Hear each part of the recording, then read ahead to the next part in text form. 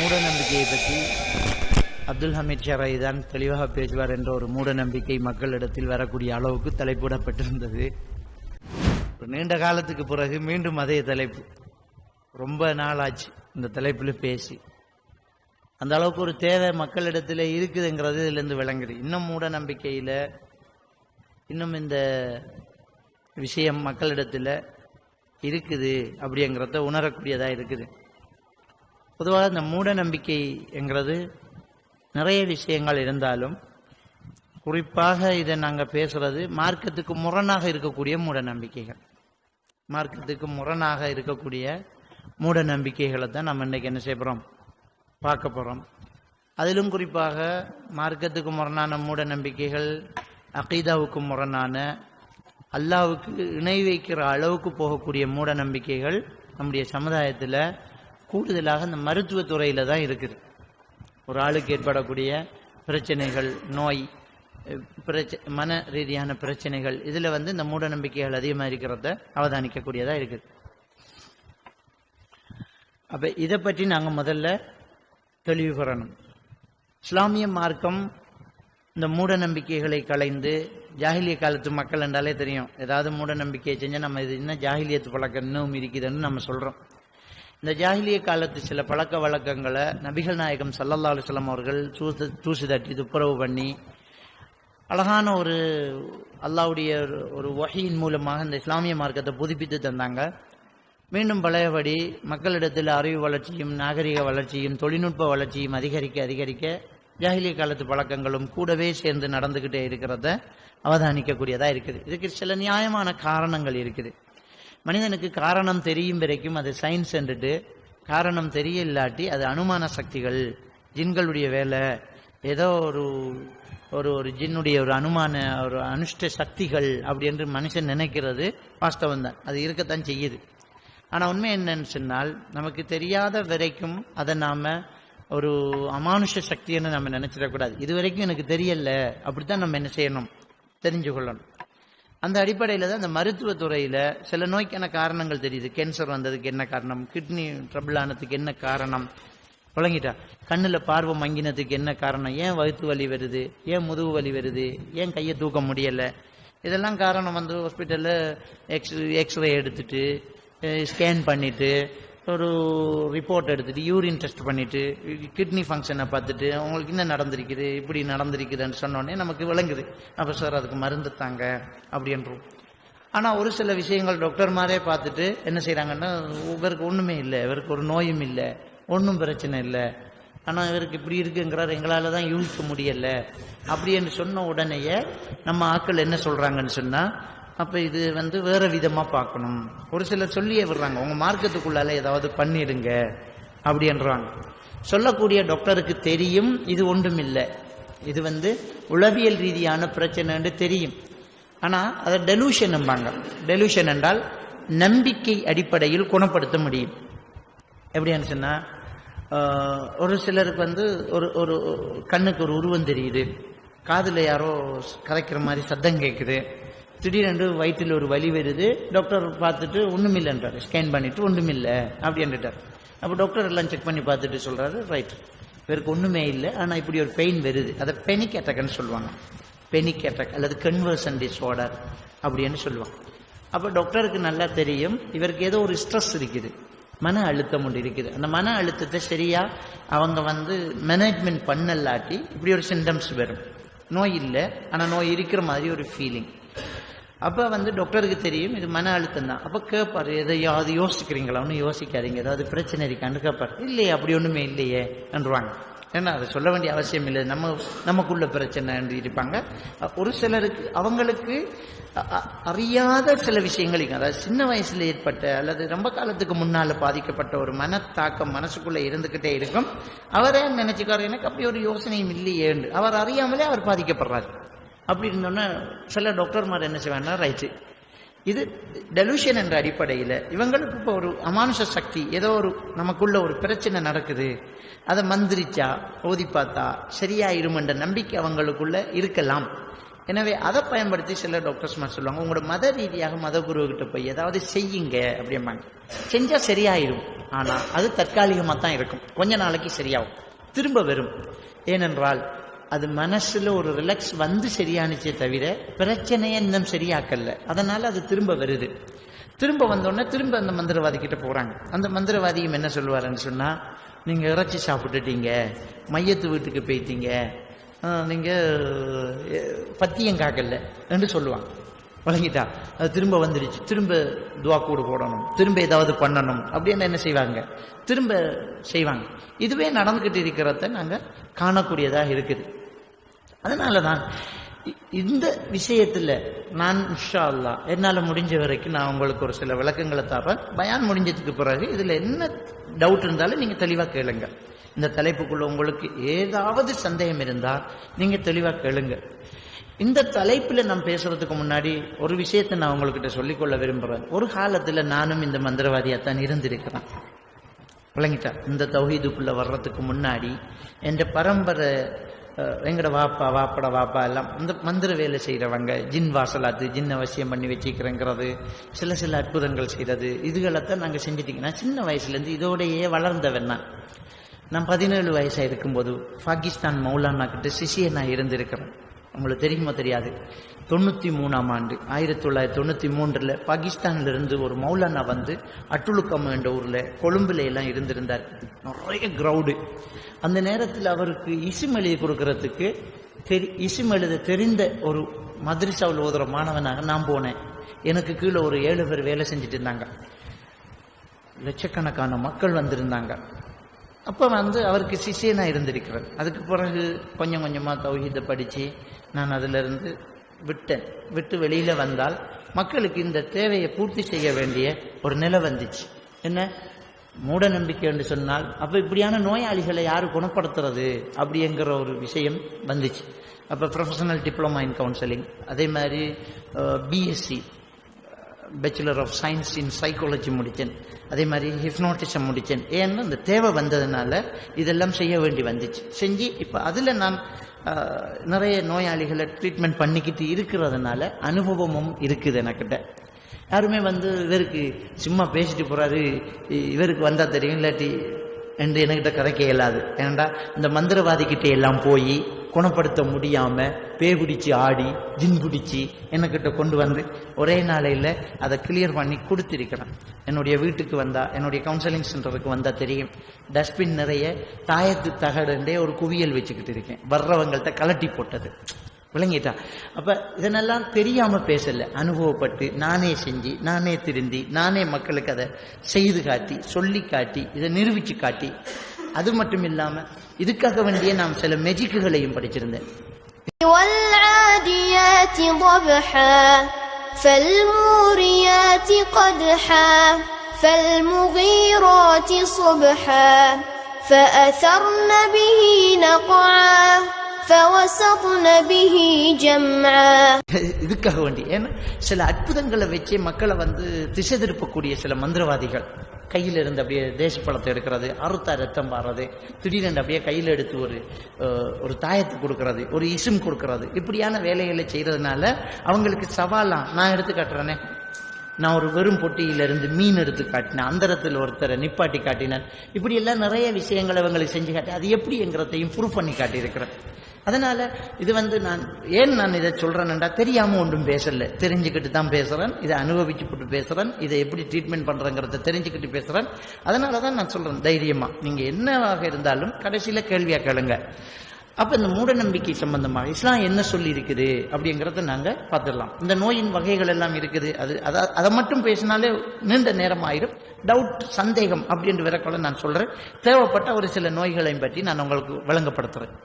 முதல்ல இஸ்லாமிய மார்க்கம் ஒரு தெளிவான ஒரு விஷயத்துல நம்மளை விட்டுட்டு போகுது. ரசூலுல்லாஹி ஸல்லல்லாஹு அலைஹி வஸல்லம் அவங்க சொல்லி காட்டுறாங்க, உங்களை நான் ஒரு தெளிவான கொள்கை மீது விட்டுட்டு போறேன் அப்படிங்கிறாங்க. ஒரு தெளிவான ஒரு கொள்கையில நான் உங்களை விட்டுட்டு போறேன், அதனுடைய இரவு கூட பகலை போன்றது அப்படி என்று நபிகள் நான் ஸல்லல்லாஹு அலைஹி வஸல்லம் என்னைறாங்க சொல்லிட்டு போறாங்க. அப்ப இந்த குர்ஆன் ஹதீஸ் ஒரு தெளிவான ஒரு விஷயம். இதுல எந்த ஒரு இருட்டு கிடையாது, மறைவு கிடையாது, இதுல எந்த ஒரு கஷ்டமும் கிடையாது. அவ்வளவு தெளிவான மார்க்கத்துல இஸ்லாத்துல நாங்க இருந்துகிட்டு இருக்கிறோம். இதுல நபிகள் நாயகம் ஸல்லல்லாஹு அலைஹி வஸல்லம் அவர்கள் அப்பவே அந்த சமுதாயத்துக்கு சில விஷயத்தை சுட்டி காட்டினாங்க. என்ன சொன்னாங்கண்டா, இன்னல்லாஹ ஜஅல லிக்குல்லி தாயின் தவான் ததாவ் வலா ததாவ் பில் ஹராம். அல்லாஹ் எல்லா நோய்க்கும் மருந்து வைத்து படைத்திருக்கிறான், மருந்து செய்யுங்க, ஆனால் ஹராத்தை கொண்டு மருந்து செய்யாதீங்கன்னு நபிகள் நாயகம் ஸல்லல்லாஹு அலைஹி வஸல்லம் அவங்க சொல்லி காட்டுறாங்க. அப்ப நோய் என்கிற ஒன்று அல்லாஹ் படைத்திருக்கிறான். நம்மளுக்கு சோதனைக்காக நோய் வரும், அந்த நோய்க்கு மருந்து இருக்குது, நீங்க மருந்து செய்யுங்க அப்படி என்று நபிகள் நாயகம் ஸல்லல்லாஹு அலைஹி வஸல்லம் என்னறாங்க சொல்லி காட்டுறாங்க. எல்லா நோய்க்கும் மருந்து இருக்குது, மருந்து செய்யுங்க அப்படிங்கிறாங்க. அப்ப இந்த நோய்க்கு மருந்தையும் நபிகள் நாயகம் ஸல்லல்லாஹு அலைஹி வஸல்லம் ஒரு சில மருந்து அவரே சொல்லி இருக்கிறாங்க. கரிஞ்சீரகத்தை பற்றி பிடித்துக் கொள்ளுங்க, அதுல எல்லா நோய்க்கும் மருந்து இருக்கிறது மரணத்தை தவிர, முஸ்லீம்ல வரக்கூடிய ஹதீஸ். அதே மாதிரி ரூதுல் ஹிந்த்ங்கிறது, ரூதுல் ஹிந்த் என்றால் இந்தியாவில் இருந்து வரக்கூடிய ஒரு குச்சி, அங்க ரசூலுல்லாஹ் காலத்தில் அங்க போயிருக்குது. ரசூலுல்லாஹ் காலத்திலேயே அந்த குச்சி அந்த அரபு நாட்டு சவுதி அரேபியாவுக்கு போயிருக்குது. அதுக்கு அரபியில சொல்றது ரூதுல் ஹிந்த் என்று சொல்றது. அதை தமிழ்ல சொல்லுவாங்க அகிலக்கட்டை அப்படின்னு சொல்லுவாங்க. முஸ்லிம்ல வரக்கூடிய ஒரு ஹதீஸ் ரசூலுல்லாஹி ஸல்லல்லாஹு அலைஹி வஸல்லம் சொல்றாங்க, இந்த அகிலக்கட்டையில் 7 நோய்க்கு மருந்து இருக்குது. நாசி அலர்ஜிக்கு அதுல இருந்து எண்ணெயை சொட்டு மருந்து அப்ப பயன்படுத்துறீங்க. அதையும் ரசூலுல்லாஹி ஸல்லல்லாஹு அலைஹி வஸல்லம் சொல்லியிருக்கிறாங்க, ஹதீஸ்ல நாங்க காணக்கூடியதா இருக்குது. இது மாதிரி ஒரு சில மருத்துவ முறைகள் சஹாபாக்கள் காலத்துல இருந்துச்சு. இது போக தெரிந்தவங்க தெரிந்து கொண்டாங்க, ஹலாலான முறையில ஹராம் இல்லாத மருந்துகளை செய்யலாம் அப்படிங்கறத ரசூலுல்லாஹி ஸல்லல்லாஹு அலைஹி வஸல்லம் சொல்லி காட்டுறாங்க.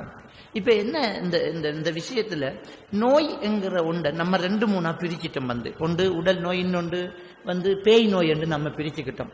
இந்த பேயோடு சம்பந்தப்பட்ட ஜின்னோடு சம்பந்தப்பட்ட நோய் என்று நாங்கள் என்ன செஞ்சுக்கிட்டோம், பிரிச்சுக்கிட்டு அதை விரட்டுறதுக்கு, ஜின்னை விரட்டுறதுக்கு, அதை காலி பண்றதுக்கு, அதனால் அமானுஷ சக்தியால் வந்ததுக்கு ஏதோ ஒரு விசித்திரமா இருக்குது, இதை வெட்டுறதுக்குன்னு சொல்லி ஒரு சில மருத்துவர்கள் முளைச்சு இழந்துட்டாங்க. ஆனால் ஏதோ அவர்களுடைய கைதந்திரமோ அவர்களுடைய சில ட்ரிக்ஸுகளோ அல்லது கால ஓட்டத்தில் மனிதனை வழிகெடுக்கிறதுக்காக ஷைத்தான் அவர்களுக்கு செய்யக்கூடிய உதவிகளோ சில அற்புதங்களும் நடக்கத்தான் செய்தது. நபிகள் நாயகம் ஸல்லல்லாஹு அலைஹி வஸல்லம் சொன்னாங்க, மன் அத்தா காஹினன் வ அர்ராஃபன் வ ஸத்தக பிமா யகுல் ஃபகத் கஃபர பிமா உன்ஸில அலா முஹம்மத். யார் குறிகாரன் சாத்திரகாரனிடம் போய் அவன் சொல்வதை உண்மை என்று நம்புகின்றானோ அவன் குர்ஆனை நிராகரித்து விட்டான், முஹம்மது நபி மீது இறக்கப்பட்ட குர்ஆனை நிராகரித்து விட்டான் என்று நபிகள் நாயகம் ஸல்லல்லாஹு அலைஹி வஸல்லம் சொல்றாங்க. அப்ப இந்த குறி சாத்திரம் பார்க்கிறது அந்த காலத்துல இருந்திருக்குது. சாத்திரம் பார்க்கிறது, குறி பார்க்கிறது அப்படிங்கிறது அந்த காலத்துல இருந்திருக்குது. அப்ப ரசூலுல்லாஹி ஸல்லல்லாஹு அலைஹி வஸல்லம் அப்படி போகாதீங்க, அவன் போய் அவன் சொல்றத நீங்க நம்பினால் நீங்க குர்ஆனை நிராகரித்து விட்டீர்கள் அப்படிங்கிறாங்க.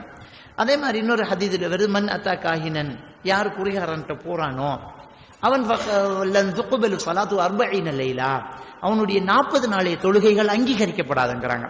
போனா நம்பணுங்கிறது இல்லை, குறிகாரன்கிட்ட போனாலே 40 நாளைய தொழுகை அங்கீகரிக்கப்படாது. போய் உண்மை என்று நம்பினால் குர்ஆனை நிராகரித்ததுக்கு சமனாகுது அப்படின்னு நபிகள் நாயகம் ஸல்லல்லாஹு அலைஹி வஸல்லம் சொல்றாங்க. இது எந்த அளவுக்கு போயிட்டுன்னு சொன்னால், இந்த குறி சாத்திரம் பார்க்கிறது நம்மளோட குர்ஆனையே நிராகரித்து நம்மளை வெளியாக்கக்கூடிய ஒரு பெரிய ஒரு பாவம். இந்த பாவத்தை இன்றைய நவீன தொழில்நுட்பம் கூட நம்மளை செய்ய வைக்குது. ஏன்னா குறிகாரனுக்கிட்ட இல்லை, நம்ம போன்லயே ஒரு சாஃப்ட்வேர், அந்த சாஃப்ட்வேரை என்னுடைய எதிர்காலம் எப்படி இருக்கும் அப்படிங்கிறத நம்முடைய பேரு கொடுத்து, நம்முடைய ஐடி கொடுத்து, நம்முடைய ஃபோன் நம்பர் கொடுத்து, நம்முடைய பர்த் ஆஃப் டேட் கொடுத்து, இதெல்லாம் கொடுத்த உடனே அது சர்ச் பண்ணிட்டு ஒரு முடிவு வருது, உன்னுடைய ஃபியூச்சர்ல நீ இப்படி இருப்ப, நீ ஒரு வில்லன், நீ ஒரு ஹீரோ அப்படின்னு வருது. அதை உடனே ஃபேஸ்புக்ல ஷேர் பண்றாங்க, என்னுடைய இதை பாருங்க அப்படின்னு ஷேர் பண்றாங்க. அப்ப இந்த யூதர்களுடைய சதித்திட்டம் எப்படி கண்டால், நீங்க இந்த பாவத்தை செஞ்சே ஆகணும். இன்னைக்கு மனுஷன் படிச்சு இந்த குறி சாத்திரம் பார்க்கிறவன் குறைஞ்சா அவன் இந்த பாவத்தை செய்ய மாட்டானே. அப்ப என்ன செய்யறான், உங்க கையில இருக்கிற எல்லா போனும் குறி சாத்திரம் காரணம் ஆயிட்டான். நமக்கு ஒரு சாஃப்ட்வேர் இறக்கிட்டு நீயே பார்த்துக்கோ, குறி பார்த்துக்க, சாத்திரம் பார்த்துக்க, உன் எதிர்காலத்தை தீர்மானிச்சுக்க என்று சொல்லி. அதே மாதிரி கிளி ஜோசியம், அப்படி எலி ஜோசியம், கிளி ஜோசியம் என்கிறது, பூ பேரை சொல்றது, இப்படியான ஜோசியம் ஒரு காலத்துல இருந்துச்சு. இப்ப கம்ப்யூட்டர் மூலமாக ஜோசியம் வழங்கிட்டான்.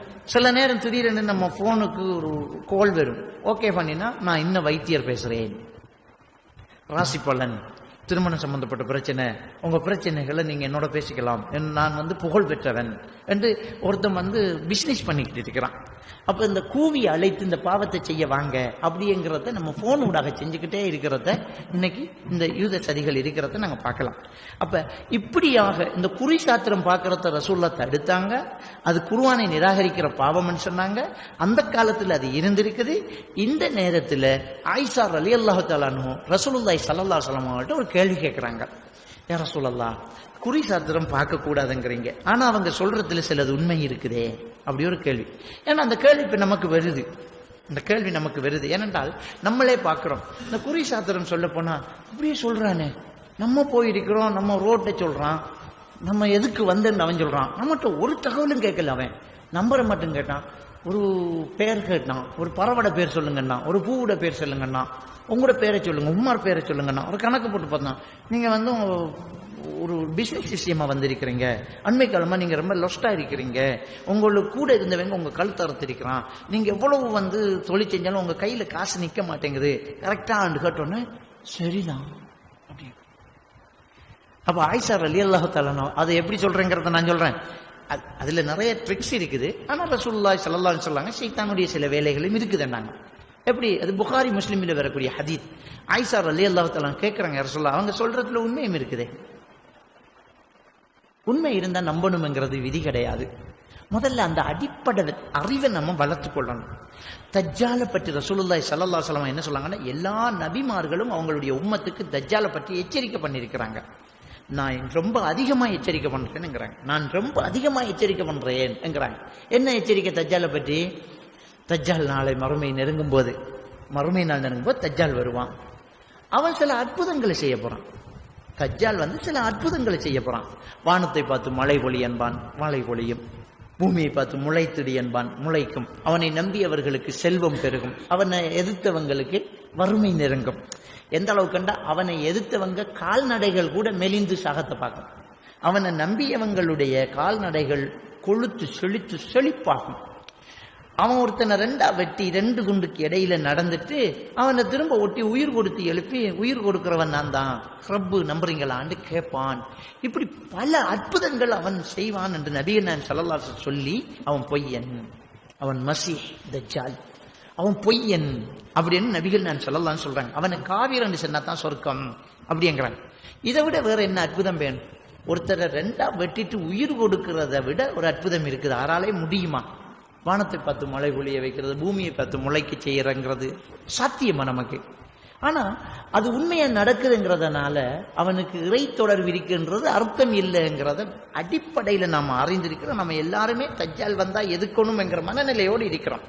அவ்வளவு பெரிய அற்புதம் காட்டுற தஜ்ஜால காவிர் என்று சொல்ற இந்த நாவால உங்க வீட்டு ரகசியத்தை சொல்லி, உங்களுக்குள்ள நடந்த நோயை பற்றி சொன்ன ஒரு குறி சாத்திரன் சொன்னவன அதை எப்படி மறக்க முடியும்? சரியா சொன்னானேங்கிறோம். இஸ்லாம் போகாத என்றால் அவன் சரியா சொன்னாலும் போகக்கூடாது. அந்த அகீதாவுல உறுதி நமக்குள்ள இருக்கணும். நம்முடைய ஈமான் பலமாக இருந்தால் நம்மளை யாருமே வழிகெடுக்க முடியாது. அந்த அடிப்படையை நம்ம தெளிவாக வச்சுக்கொள்ளணும். சரி, இனி ரசூலுல்லாஹ் என்ன விளக்கம் சொல்றாங்க அப்படிங்கிறத பார்ப்போம். புகாரி முஸ்லிமில் வரக்கூடிய ஹதீஸ். ஆயிஷா நாயகிட்ட ரசூலுல்லாஹி ஸல்லல்லாஹு அலைஹி வஸல்லம் சொல்றாங்க, அல்லாஹ் தஆலா இந்த உலகத்தில் ஏதாவது நடத்த நாடிவிட்டால் அதை அரிசி சுமந்திருக்கக்கூடிய மலக்குமார்கள்ட்ட சொல்லுவான். அந்த மலக்குமார்கள் அல்லாஹு அக்பர், சுப்ஹானல்லாஹ் என்று சொல்லுவாங்க. அவர்களுடைய இறக்கைகளை அசைப்பார்கள். அது சலங்கையை போட்டால் ஒலி வரும் அளவுக்கு ஒரு சத்தம் கேட்கும். அந்த சத்தத்தை கேட்டதும் மற்ற மலக்குமார்கள் எல்லாம் அடிச்சு விழுந்துருவாங்க.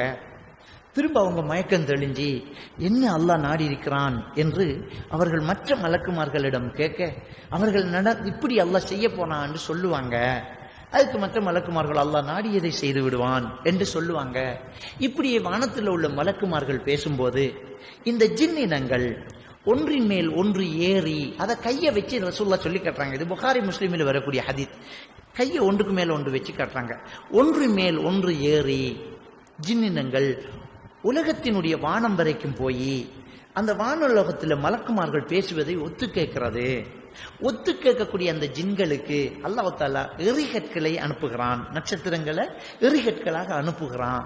அந்த எரிகற்கள் படுவதற்கு முன்னால் அவை கீழே குனிந்து அடுத்த ஜின்னுக்கு அந்த செய்தியை சொன்னால், விளங்கிட்டான், எரிகற்கள் விழுந்து அந்த மெசேஜ் வராது. ஆனா அல்லாஹ் நாடினால் சோதனைக்காக அந்த எரிகற்கள் வர்றதுக்கு முன்னாலே அடுத்த ஆளுக்கு அந்த செய்தியை சொல்லிடுது. அது சொன்னால் அந்த ஜின்களினூடாக அந்த செய்தி உலகத்தில் வந்து அந்த ஜின் குறிகாரன் சாத்திரகாரனுடைய காதில் இன்னும் 100 பொய்யை சேர்த்து ஊதி விடுகிறது. இன்னொரு ரிவாயத்தில் 99 பொய்யை சேர்த்து ஊதி விடுகிறது.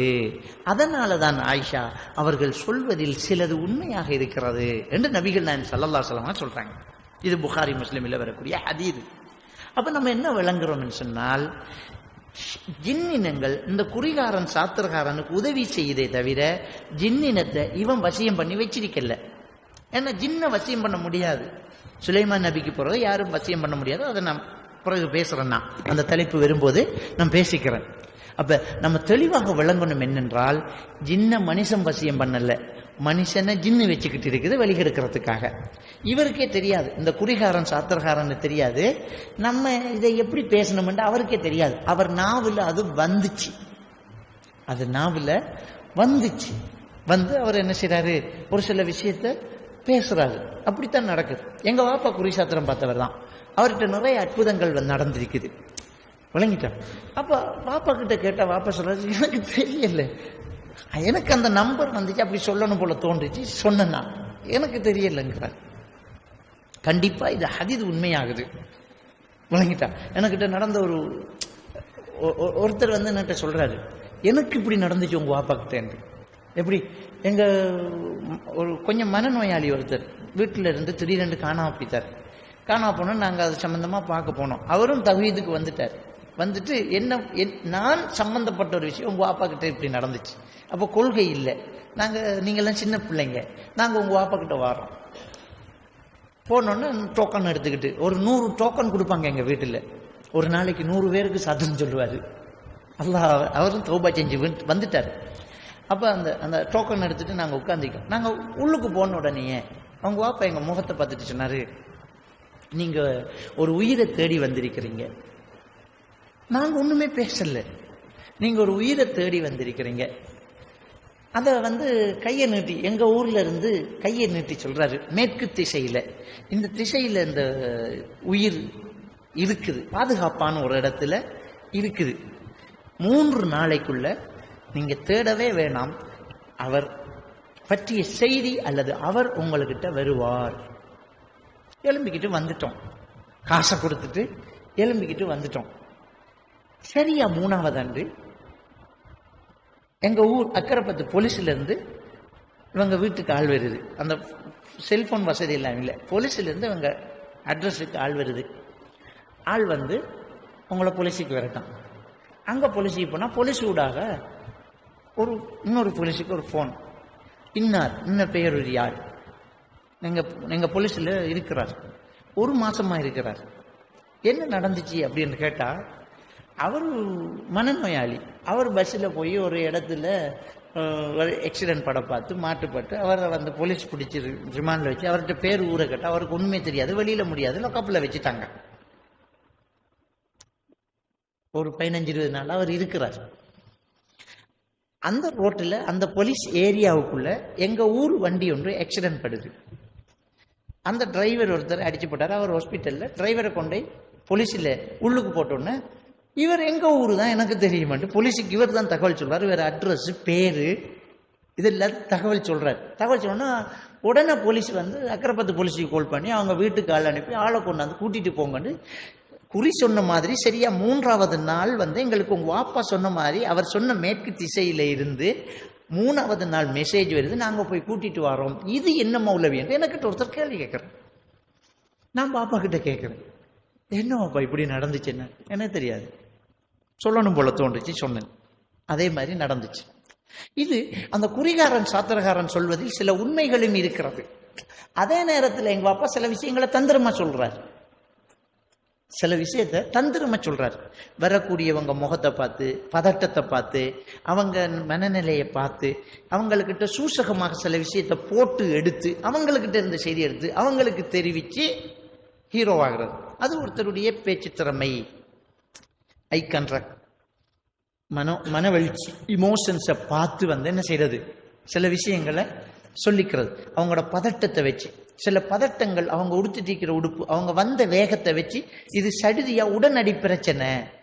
உடனடி பிரச்சனைக்கு ஒரு மாதிரியா சொல்லலாம். நீங்க தொலைச்சிட்டு வந்திருக்கிறீங்க மொட்டையா நிப்பாட்டணும். ஏன்னா குறி சாத்திரம் பார்க்க வர்றவங்க பிள்ளைய காணல, காசை காணல, நகையை காணலன்னு சொன்னா ரொம்ப பதட்டமா வந்து நிற்பாங்க. மற்றவங்க நிதானமா நிற்பாங்க. நோய்க்கு வந்தவங்க நிதானமா இருப்பாங்க. உடனடியாக தொலைச்சிட்டு வந்தவங்க அந்த பதட்டத்தை பார்த்துட்டு நீங்க தொலைச்சிட்டு வந்திருக்கிறீங்க சொல்லிட்டு நிப்பாட்டுறது ஏன் தெரியுமா? அவங்களே காட்டி தருவாங்க. உடனே அவசரப்பட்டு கிடைக்குமா கிடைக்காதா கொஞ்சம் பார்த்து சொல்லுங்கன்றாங்க. அப்ப கன்ஃபார்மா தொலைச்சிட்டு தான் வந்திருக்கிறாங்க. அவங்கள்ட்ட இருந்தாங்க எடுத்து கொடுக்கறது. விளங்கிட்டு அப்ப அவங்க பின்னால வர்றவங்க அவங்க எப்படியான வார்த்தைகளை யூஸ் பண்றாங்க. அதை வச்சுட்டு நீங்க 3 நாளைக்குள் கிடைக்கும், தேடி நாள் கிடைக்கும், 60 சதுரமான இடத்துல இருக்குதுன்னா மொட்டையா தான் சொல்லுவோம். கரெக்டா அட்ரஸ் சொல்லி அனுப்புறது இல்லையே, மொட்டையா சொல்றது. தேடி நாள் கிடைக்கும், தேடாம கிடைக்குமா? 3 நாளைக்குள் கிடைக்கும். ஏன் சொல்றது தெரியுமா? மேக்சிமம் ஒரு 3 நாளைக்கு மேல ஒருத்தன் தயாராயிருவான், தேட மாட்டான். எப்படியோ 3 நாளைக்குள்ள தொலைச்சத்தை கண்டுபிடிக்கிற வாய்ப்புகள் தான் ரொம்ப அதிகம்.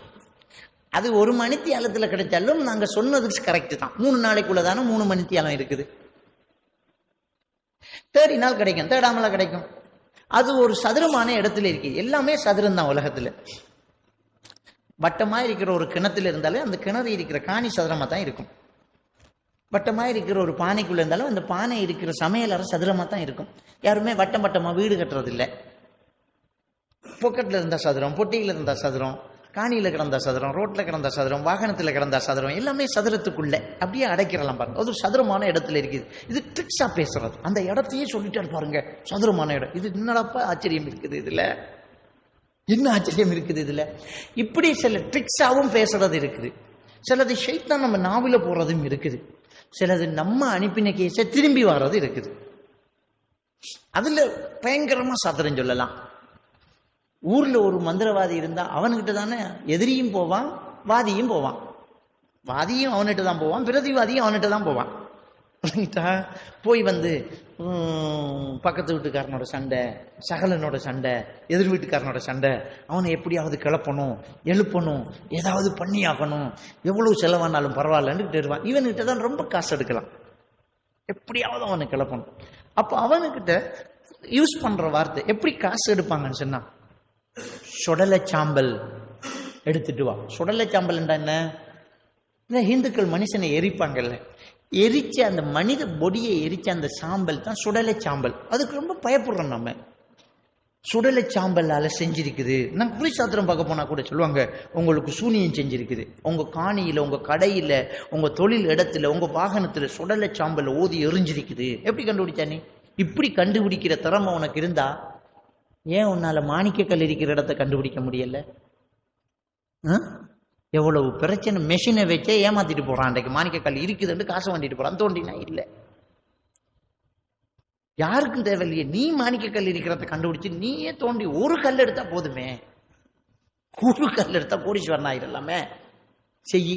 இந்த கவர்மெண்ட் பிரபாகரனை தேடக்குள்ள நாம எங்க இருந்த இந்த குறிசாத்திரன் எல்லாம் எங்க போன கண்டுபிடிச்சு கொடுத்துருக்கலாமே. இன்றைக்கு இந்த குடு கடத்துறான், தூள் கடத்துறான், ஆயுதம் கடத்துறான். பிடிச்சு கொடு.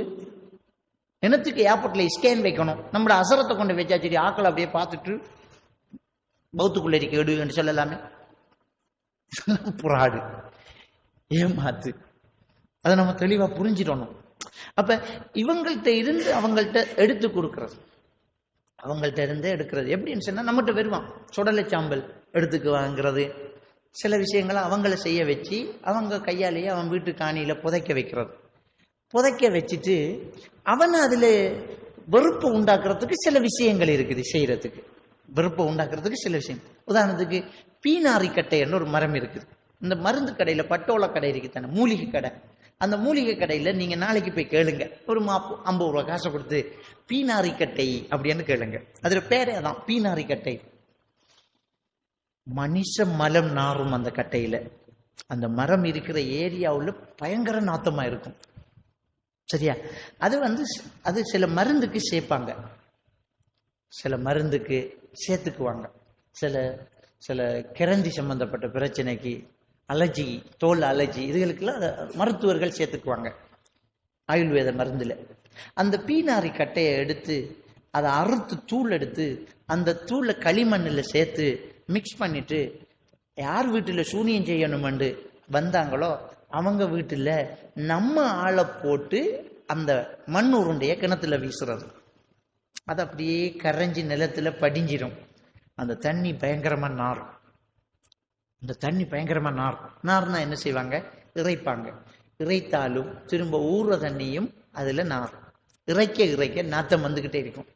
அதிசயப்பட்டு போவாங்க, என்னடா தண்ணி திடீரென்று இப்படி நாத்தம் ஆகுதே, அதுவும் பீனார் பயங்கரமா இருக்கு. அப்ப எல்லா மக்கள்கிட்ட இந்த மூட நம்பிக்கை இருக்குத்தானே.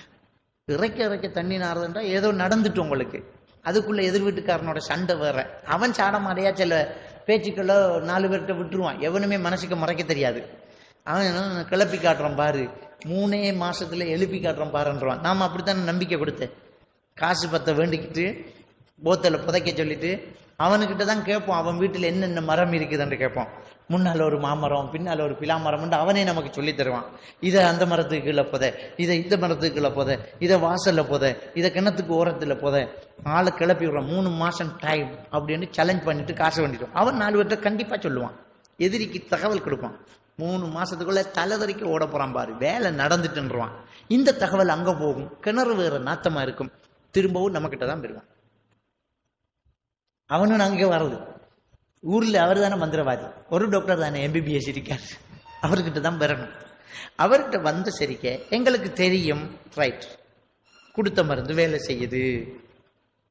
இவருக்கு சொல்ற குறி ரொம்ப அதிசயமா நல்லா நம்ம என்ன செய்யலாம், பெரிய ஒரு அவுலிய மாதிரி மேக்கப் கொண்டு போடலாம். வந்தோடனே அவரை உட்கார வச்சுட்டு, சேரம்பா ஒன்னும் பேச தேவையில்லை, 10க்குள்ள ஒரு நம்பர் சொல்லுங்க, 7. உங்களுக்கு ஒரு எதிரி இருக்கான், அவன் ரொம்ப பக்கத்தில் இருக்கான், அவன் உங்களுக்கு வேலை செஞ்சுட்டான், சுடலை சாம்பல் ஒரு வேலை செஞ்சிருக்கிறான். உங்க வீட்டு தண்ணியில பிரச்சனை இருக்குமே கேட்டா, சார் என்ன சார் அப்படி சொல்றீங்க? ஒரு பறவோட பேர் சொல்லுங்க, சுரஹாமா. உங்க வீட்டுக்கு பின்னுக்கு ஒரு பிலாமரம் இருக்கான்னு. ஆம் சார், அந்த பிலாமரத்துல அடியில் ஒரு பொட்டல் இருக்கு, எடுத்துட்டு வாங்க. கண்டா போய் தோண்டினா பொட்டல் இருக்கு. இதை எப்படி இவர் சொன்னார்? இதனாலதான் இந்த மந்திரவாதிகள் பிரபல்யம் ஆகுறது. அவருக்கு எங்களோட அட்ரஸும் தெரியாது, எங்க வீடும் தெரியாது, எங்க தெருவும் தெரியாது.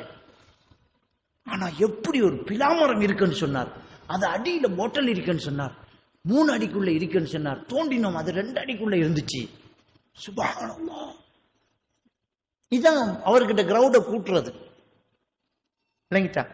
கடைசியில் நாங்க என்ன செய்வோம், அதை இல்லாம பண்றதுக்கு என்னவோ, கிணத்துல இருந்து 1 அடி மண்ணை வெளியாக்குங்க தோன்றோம். ஏன்னா அதுக்குள்ளதான் அந்த பவுடரை வரப்போகுது. கிணத்துல இருந்து 1 அடி மண்ணை வெளியாக்குங்க அப்படின்னா 1 அடி மண் எடுத்தாச்சா, சரி பிரச்சனை போச்சு. அதுதான் மருத்துவமே. அவர் கையாலேயே செலவு செஞ்சுட்டு அதை முறிக்கிறதுக்கு வீடு காவல், வளவு காவல், பூசணிக்காயை கட்டி தொங்க விடுறது. ஏன்னா பூசணிக்காய்ட்ட தான் பழுதாகாம தொங்கிக்கிட்டு இருக்கும். பூசணிக்காய் தான் அப்படியே இருக்கும், 1 வருஷமா அப்படியே தொங்கும். மற்ற காயை உண்ட மந்திரத்தை கத்தரிக்காயில ஊதி கட்டுடா பார்ப்போம், சுருங்காம இருக்குதான். ஏன் எல்லாரும் பூசணிக்காயை கட்டுறான்? பூசணிக்காயை நீ கட்டினா என்ன, நான் கட்டினா என்ன, அப்படித்தான் இருக்கும், பழுதாகாது. விற்கிறவன் சொன்னா தான் தெரியும் பிச்சு எத்தனை நாள் என்று, நமக்கெல்லாம் புரியாது. அதான் பூசணிக்காயே இதை போட்டு கட்டி ஏமாத்திக்கிட்டு இருக்கிறான், புராடு பண்ணிட்டு. அப்ப குறிசாத்திரம் சொல்றதுல ஷைத்தான் நாவல சொல்றதும் இருக்குது, இப்படியான தில்லுமுள்ளு இருக்குது, அனுப்பின செய்தி திரும்ப வர்றது இருக்குது. இதனால மக்கள் தொகை நம்பிக்கிட்டு இருக்கிறாங்க. இந்த விஷயம் நடந்துகிட்டு இருக்குது. இது ஒரு முறை. 2வது, நபிகள் நாயகம் ஸல்லல்லாஹு அலைஹி வஸல்லம் அவங்க சொல்றாங்க, மன் தஅல்லக தமீமத்தன் ஃபக்கத் அஷ்ரக. யார் தாயத்து தகடுகளை கட்டி தொங்க விட்டாங்களோ அவங்க அல்லாஹ்க்கு இணை வச்சுட்டாங்க அப்படிங்கிறாங்க. தாயத்து தகடுகளை நூல் கட்டுறது, இப்போ முதல்ல அரைக்கூடு கட்டினாங்க, இப்ப கலர் நூல் கட்டுறாங்க. காவிர்களை போலவே என்னுடைய வீட்டுக்கு வந்தா தெரியும், எத்தனை முஸ்லிம் சகோதரர்களுடைய கையில இருந்து சிவப்பு நூல், வெள்ளை நூல், இடுப்புல முந்த நாள் கூட ஒரு பெண்ணுடைய இடுப்புல வெள்ளை துணி கட்டி இருந்ததை அவுட் எடுத்தன, வெட்டி போடுமா. போட்டிருக்கேன். பொட்டி போட அங்க பார்த்தா அரைக்கூட்ட காணல. இதே நான் இது ஒரு அசரத்து போட்டார், வெள்ள நூல். அடுத்த மதத்து பெரியார்களிடத்திலேயும் மத குருக்கள் கிட்டையும் போய் நூல் போட்டுட்டு வந்திருக்கிறாங்க. சிவப்பு நூல், பச்சை நூல், மஞ்சள் நூல், நூலை திரிச்சு போட்டுட்டு வந்து நம்ம முஸ்லீம்கள் எந்த அளவுக்கு மூட நம்பிக்கை போயிட்டு இருக்கேன்னு பாருங்க. நபிகள் நாயகம் ஸல்லல்லாஹு அலைஹி வஸல்லம் சொல்றாங்க, மன் தஅல்லக தமீமத்தன், தமீமான்னு சொல்றது சிப்பியை கட்டினாலும் சரி. அந்த காலத்துல சிப்பியை கட்டினாங்க, அந்த காலத்துல சிப்பியை கட்டினாங்க. வதா என்று சொல்றது அந்த சிப்பிய கண்ணூறு படாம ஒட்டகத்தினுடைய கழுத்துல சிப்பியை கட்டினாங்க. கடலில் இருந்து இருக்கக்கூடிய ஒரு வகையான சிப்பி, அதை கட்டினாங்க. இன்னைக்கு கூட இருக்குது சின்ன சங்கு, வலம்புரி சங்கு என்று சொல்றது. அந்த சங்குக்கு சரியான விலை, காவிர்கள் அதை வேண்டிக்குவாங்க. அது பறக்கத்துக்கு கட்டுறது, தொழில் பறக்கத்துக்கு. சரியா? அப்ப சங்குகள் அந்த காலத்திலேயே ரசூலுல்லாஹி ஸல்லல்லாஹு அலைஹி வஸல்லம் அவங்க நேராங்க அதை கலட்டுமாறு ஒரு நபி தோழரை ஏவி அனுப்புறாங்க. இதெல்லாம் கலட்டிட்டு வா, தாயத்து தகடுகளை கலட்டு. அப்ப இந்த தாயத்து கட்டுறது, நூல் கட்டுறது ரசூலுல்லாஹ் சொல்றாங்க, அல்லாஹ்க்கு இணை வச்சுட்டே. ஒரு சில சொல்லுவாங்க நாங்க குர்ஆன் வசனத்தை கட்டுறோம், குர்ஆனுக்குள்ள. சில மௌலிமா சொல்றாங்க நாங்க குர்ஆனுக்குள்ளால பாக்குறோம், குர்ஆனை கட்டுறோம், அது பிரச்சனை இல்லை என்றுவாங்க. யார் சொன்னது பிரச்சனை இல்லைன்னு? குர்ஆன் இறங்கினதே நபிகள் நாயகம் ஸல்லல்லாஹு அலைஹி வஸல்லம் அவர்களுக்கு. அவருக்கு வராத கஷ்டமா? எவ்வளவு பிரச்சனைகளுக்கு முகம் கொடுத்தாங்க. சாப்பாட்டுக்கு வழி இல்லாத அந்த கிட்டத்தட்ட 3 வருஷம் ஒரு கணவாயில் ஒதுக்கப்பட்டு இலைகுலைகளை சாப்பிட்டு பசியோடு வாடின அந்த காலகட்டத்தில் ரசூலுல்லாவுக்கு கட்ட தெரியாதா? மண்ணை கூட்டிட்டு சுஃபங்க தெரியாதா? மந்திரம் எல்லாம் தெரியாதா? குர்ஆன் அருளப்பட்டுக்கு தான் இருந்துச்சே, அந்த குர்ஆனை கரைச்சி குடிச்சாங்களா, கட்டி தொங்க விட்டாங்களா? குர்ஆனை நபிகள் நாயகம் ஸல்லல்லாஹு அலைஹி வஸல்லம் அவர்களுக்கு அனுப்பினது கட்டுறதுக்கோ கரைச்சி குடிக்கிறதுக்கோ இல்லை, அதை எடுத்து வாழ்க்கையில நடக்கிறதுக்கு, நம்ம வாழ்க்கையில் அதை எடுத்து பின்பற்றதுக்கு. இன்னைக்கு குர்ஆன் எழுதி கொடுத்துட்டு நாங்க குர்ஆனுக்குள்ளால செய்யறோம், இடுப்புல கட்டுங்கிறாங்க. ஆனால் பாத்ரூமுக்குள்ள குர்ஆனை கொண்டு போகக்கூடாதுங்கிறாங்க. அதே நேரம் இடுப்புல கட்டிக்கிட்டு அதோட பாத்ரூமுக்கு எல்லாம் போறாங்க. அது எப்படி சாத்தியமாகும்? அது எப்படி சாத்தியமாகும்? ரசூலுல்லாஹி ஸல்லல்லாஹு அலைஹி வஸல்லம் சொல்றாங்க, மன் தஅல்லக ஷையன் உக்கில இலைஹின்னாங்க. யார் எதை கட்டி தொங்க விட்டாலும், அந்த ஷையன்ங்கிற வார்த்தை எல்லாத்தையும் தான் அடங்கும். நீ குர்ஆன் எழுதி கட்டினாலும் சரி, ஹதீஸ் எழுதி கட்டினாலும் சரி, துஆக்கள் எழுதி கட்டினாலும் சரி, கட்டக்கூடாது. நம்ம நம்பிக்கை அல்லாஹ் கிட்ட இருக்கணும். ரசூலுல்லாஹ் மருந்து செய்ய சொன்னாங்க, மருந்து செய்வோம். அந்த மருந்துல நமக்கு நம்பிக்கை கடவுள் மாதிரி கிடையாது. அந்த மருந்தின் மூலமாக அல்லாஹ் நமக்கு குணப்படுத்துவான். அந்த மருந்துல, அந்த மரத்துல, அந்த பூவில், அந்த காயில, அந்த பழத்துல, அந்த எண்ணெயில் அந்த சக்தி இருக்குது என்று நம்புறோமே தவிர அதுக்கு ஒரு மகத்துவமும் மரியாதையும் கொடுக்கறது இல்லை. விளங்கிட்டா? டெப்லெட் கீழே விழுந்து காலை மிரிபாட்டா தொட்டு கொஞ்சம் மாட்டோம். டெப்லெட்டை எடுத்து பொக்கெட்ல வச்சுக்கிட்டு சரியாயிரும்னு சொல்ல மாட்டோம். டெப்லெட்டை வேண்டி, ஒரு மருந்தை வேண்டி துணியில சுத்தி கையில கட்டிக்க மாட்டோம். அதை புழுங்குவோம், அதை பூசுவோம், அது கீழே விழுந்தா தூக்கி போட்டுட்டு போவோம். அதுக்கு எந்த மரியாதையும் கிடையாது. அதுல இருக்கிற அந்த சக்தி அல்லாஹ் தஆலா இயற்கையாக கொடுத்த இந்த ஒரு விஷயம் நம்ம நோயை குணப்படுத்தும் என்ற நம்பிக்கையில தான் மருந்து பாவிக்கும். ஆனால் தாயத்து, இஸ்ம் தகடுகள் இவைகளை அந்த நம்பிக்கையில செய்யல, அது நம்ம நோயை குணப்படுத்தும்ங்கிறோம். அதனாலதான் அதை தொட்டு கொஞ்சிறதும், அதுக்கு சாம்பிராணி பிடிக்கிறதும், அதை பொக்கெட்ல வச்சுக்கிறோம். அதை பொக்கெட்ல வச்சு என்ன நடக்கும்? ஒரு தகட்டில் எழுதினா அது என்னமாலும் செய்யுமா? ஒண்ணுமே செய்யாது. அப்ப நம்பிக்கை தவறாகுது. நபிகள் நாயகம் ஸல்லல்லாஹு அலைஹி வஸல்லம் சொன்னாங்க, நீ எதை கட்டி தொங்க விட்டாலும் அதன் பக்கமே சாட்டப்படுவேன். அதன் பக்கம் என்ன? நான் சொர்க்கத்தை அதுக்கிட்ட கேளு பார்ப்போம். நீ என்ன நீ அழைக்கலையே ஆபத்துல, தகட்டத்தானே கட்டினேன், அதுக்கிட்ட கேளு, தெரிதாண்டு பார்ப்போம். அந்த போத்தலுக்கிட்ட கேளு, அந்த நூலுக்கிட்ட கேளு, புக்கில இலகி அப்படிங்கிறாங்க நபிகள் நாயகம் ஸல்லல்லாஹு. அப்ப அடுத்த கட்டமாக இந்த குறி சாத்திரம் பார்த்ததுக்கு அடுத்த கட்டமாக இந்த தாயத்து தகடுகளை கட்டி தொங்க விடுறது, இது இந்த மனுஷ சமுதாயத்தை ஒரு மூட நம்பிக்கையாக என்ன செய்து இருந்துகிட்டு இருக்குது. அதே மாதிரியாக மந்திரிக்கிறது துவா, சில ஓதல்கள், ஓதுறவருக்கும் தெரியாது என்ன ஓதுறோம் என்று, ஓதப்படுறவருக்கும் தெரியாது என்னத்தை ஓதுறோம் என்று. அவுஃப் இப்னு மாலிக் ரலியல்லாஹு தஆலா இஸ்லாத்துக்கு வர்றதுக்கு முன்னாடி மந்திரிக்கக்கூடிய ருக்கியா வேலை, மந்திரிக்கக்கூடிய வேலையை அவங்க குடும்பமே செஞ்சுக்கிட்டு இருக்குது. இஸ்லாத்துக்கு வந்ததுக்கு பிறகு அந்த பழக்கத்துக்கு சில நோயாளிகள் எங்களுக்கு ஓதி பாருங்க அப்படிம்பாங்க. நபிகள் நாயகம் ஸல்லல்லாஹு அலைஹி வஸல்லம் அவர்கள்ட்ட கேட்குறாங்க, அவுஃப் இப்னு மாலிக் ரலியல்லாஹு தஆலா, யா ரசூலல்லாஹ், இஸ்லாத்துக்கு வர்றதுக்கு முன்னாடி நாங்கள் ஓதி பார்க்குறோம் குடும்பம், இப்போ இஸ்லாத்துக்கு வந்துட்டோம், நாங்க ஓதி பார்த்துடலாமா? ரசூலுல்லாஹி ஸல்லல்லாஹு அலைஹி வஸல்லம் அவர்கள் சொன்னார்கள், நீங்க ஓதக்கூடிய அந்த வாசகங்களை எனக்கு சொல்லி காட்டுங்க அப்படின்னாங்க. அவர் ஒவ்வொன்றா சொல்லி காட்டார். அவங்க பாசுதான், அரபு தான். இன்னதான் ஓதுறோம் அப்படின்னு எல்லாம் ஓதி ஓதி காட்ட ரசூல்லா கேட்டுட்டு சொல்றாங்க, தாராளமா இதை ஓதலாமே, இதுல அல்லாவுக்கு இணை வைக்கக்கூடிய வாசகம் எதுவுமே இல்லையே, அல்லாஹ்கிட்டயே பிரார்த்தனை செய்யறது தானே நீங்க சொல்றீங்க, அதை தாராளமா ஓதுங்க அப்படின்னாங்க. எனவே மந்திரித்தல் என்பது, ருக்யா ஓதி பார்த்தல் என்பது அல்லாவிடம் கேட்கக்கூடிய பிரார்த்தனையாக இருந்தால் அனுமதி. ஆனால் இன்றைக்கு மந்திரம் என்கிறது ஓதுபவருக்கும் தெரியாது என்ன அர்த்தம் என்று புத்தகத்தில் இருக்கிறத பாடமாக்கிட்டு இருக்கிறாரு. அப்படியே அதை தேடி பிடிச்சி கருத்தெடுத்து பார்த்தா இணை வைக்கக்கூடிய வாசகங்கள் நிறைய இருக்குது. இணை வைக்கக்கூடிய வாசகங்கள், உதாரணத்துக்கு ஒரு மந்திரம், பிரமாண பிரியாய நமக, பேதன பிரியாய நமக, ஏகமாதா பகுபிதா சருத்துருத்துராய அப்துல்லா நமக. ஆள் பேரை கேட்டுக்குவோம். உங்க பேர் என்ன? அஷரஃபா. சரி. பிரமாண பிரியாய நமக, பேதன பிரியாய நமக, ஏகமாதா பகுபிதா அஷரஃப் நமக, சருத்துருத்துராய அஷரஃப் நமக. சுஃபதூர். மந்திரிக்கு மந்திரத்தை படிச்ச வைத்தியருக்கு தெரியாது, இவர் படிக்கும்போது அந்த இடத்தில் பெயரை போடவும், அப்படிதான் புத்தகத்தில் எழுதிக்கும். பிரமாண பிரியாய நமக, பேதன பிரியாய நமக, ஏகமாதா பகுபிதா சருத்துருத்துராய பெயர் நமக. சுஃப் என் அர்த்தம்? பிரமாண பிரியாய நமக, பிரமாணர்களுடன் பிரியமுள்ள கடவுளே, உன்னை ஜெபம் பண்ணுகிறேன், நமஸ்கரிக்கிறேன், உன் பெயரை சொல்லுகிறேன். பிரமாணர்கள் என்றால் இந்துக்களில் உயர்ந்த ஜாதி.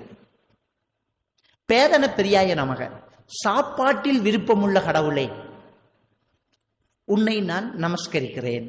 ஏகமாதா பகுபிதா, ஒரு தாய்க்கும் பல தகப்பனுக்கும் பிறந்த சருத்துருத்துராய தேவடியா பைய மகன் அஷரப், இவனை நான் நமஸ்கரிக்கிறேன். நம்ம போய் திட்டு வாங்கிட்டு இருக்கோம்.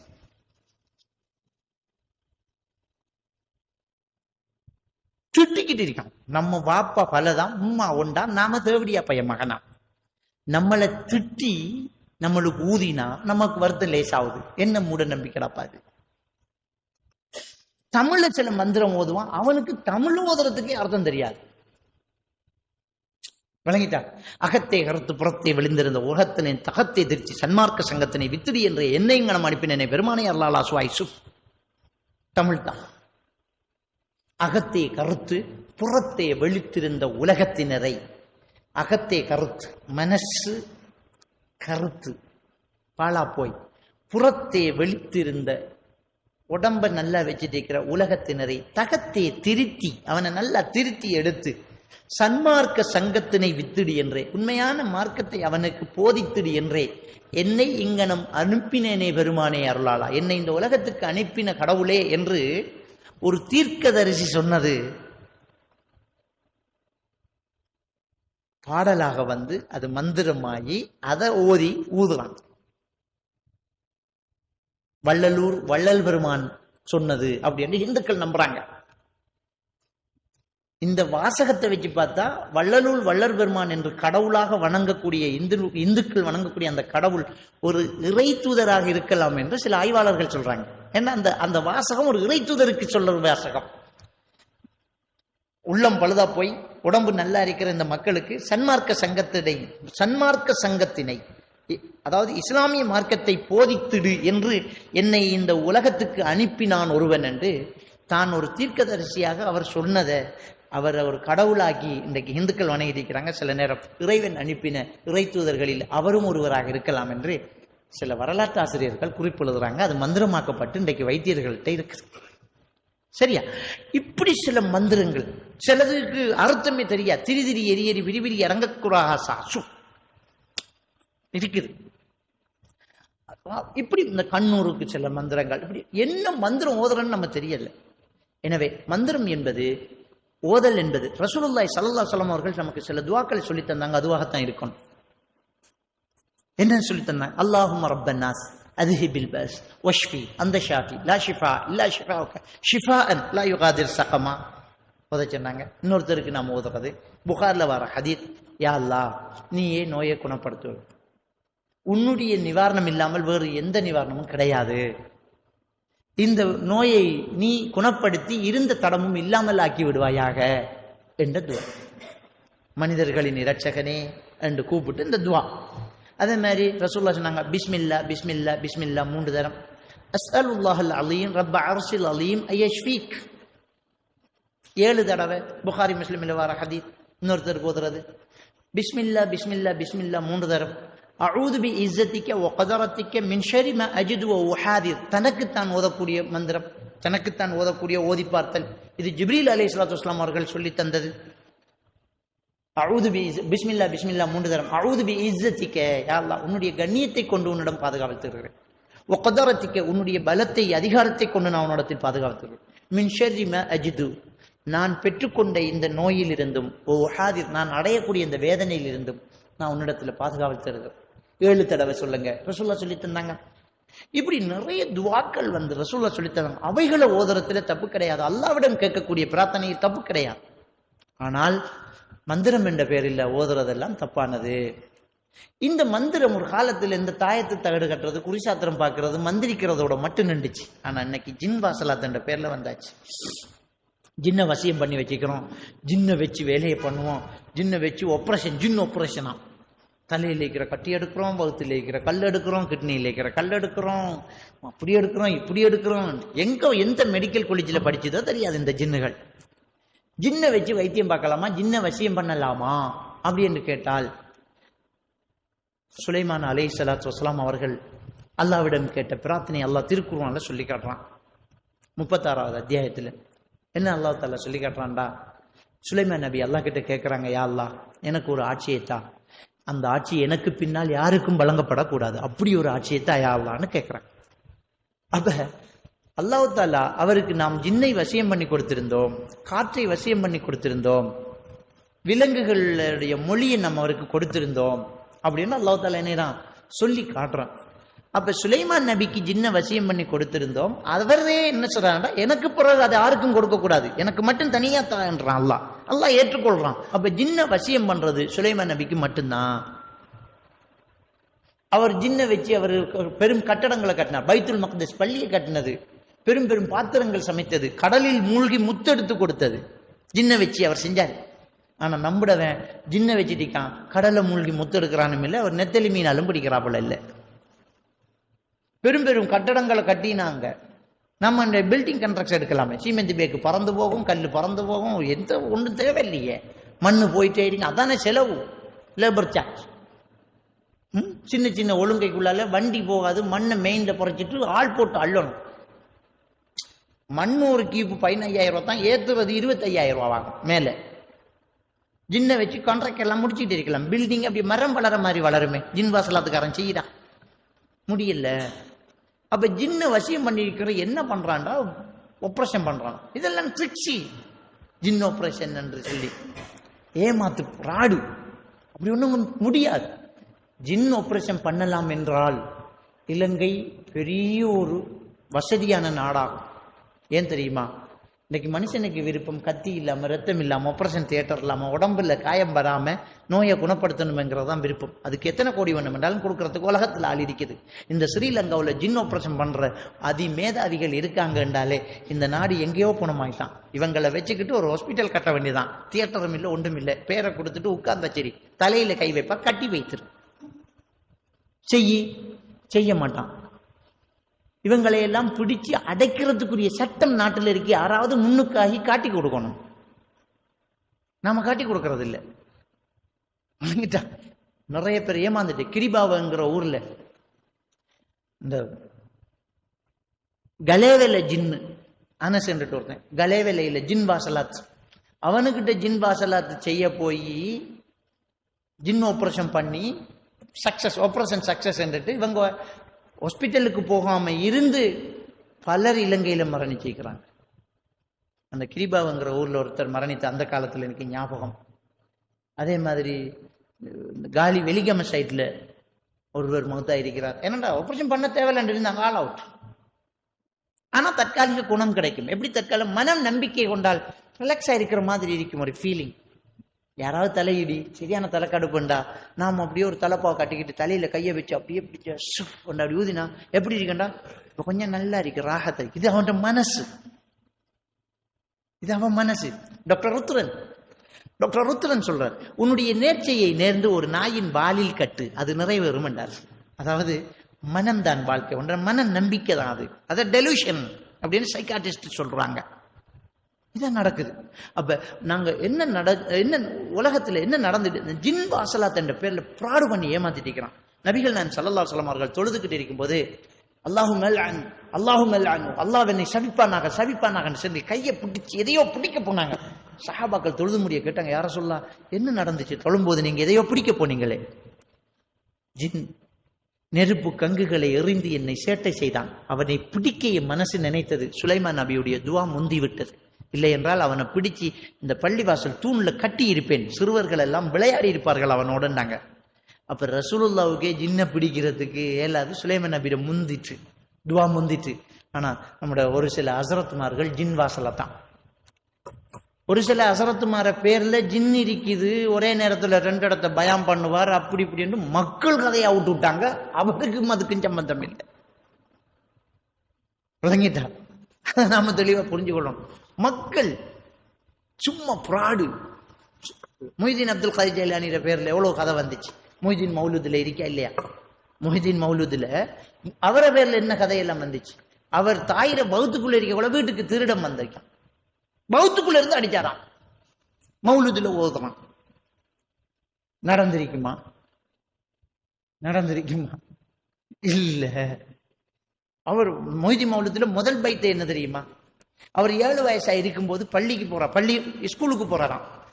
ஸ்கூலுக்கு போகும்போது மலக்குமார்கள் அவரை பாதுகாப்பாண்டு வழிவிடுன்னு சொல்லிக்கிட்டு போவாங்களாம். அது 6 கண்டம். மொய்தீன் அப்துல் காதிர் மலக்குமார்கள் பாதுகாப்பு படையாம். முதல் பைத்தே அதான்.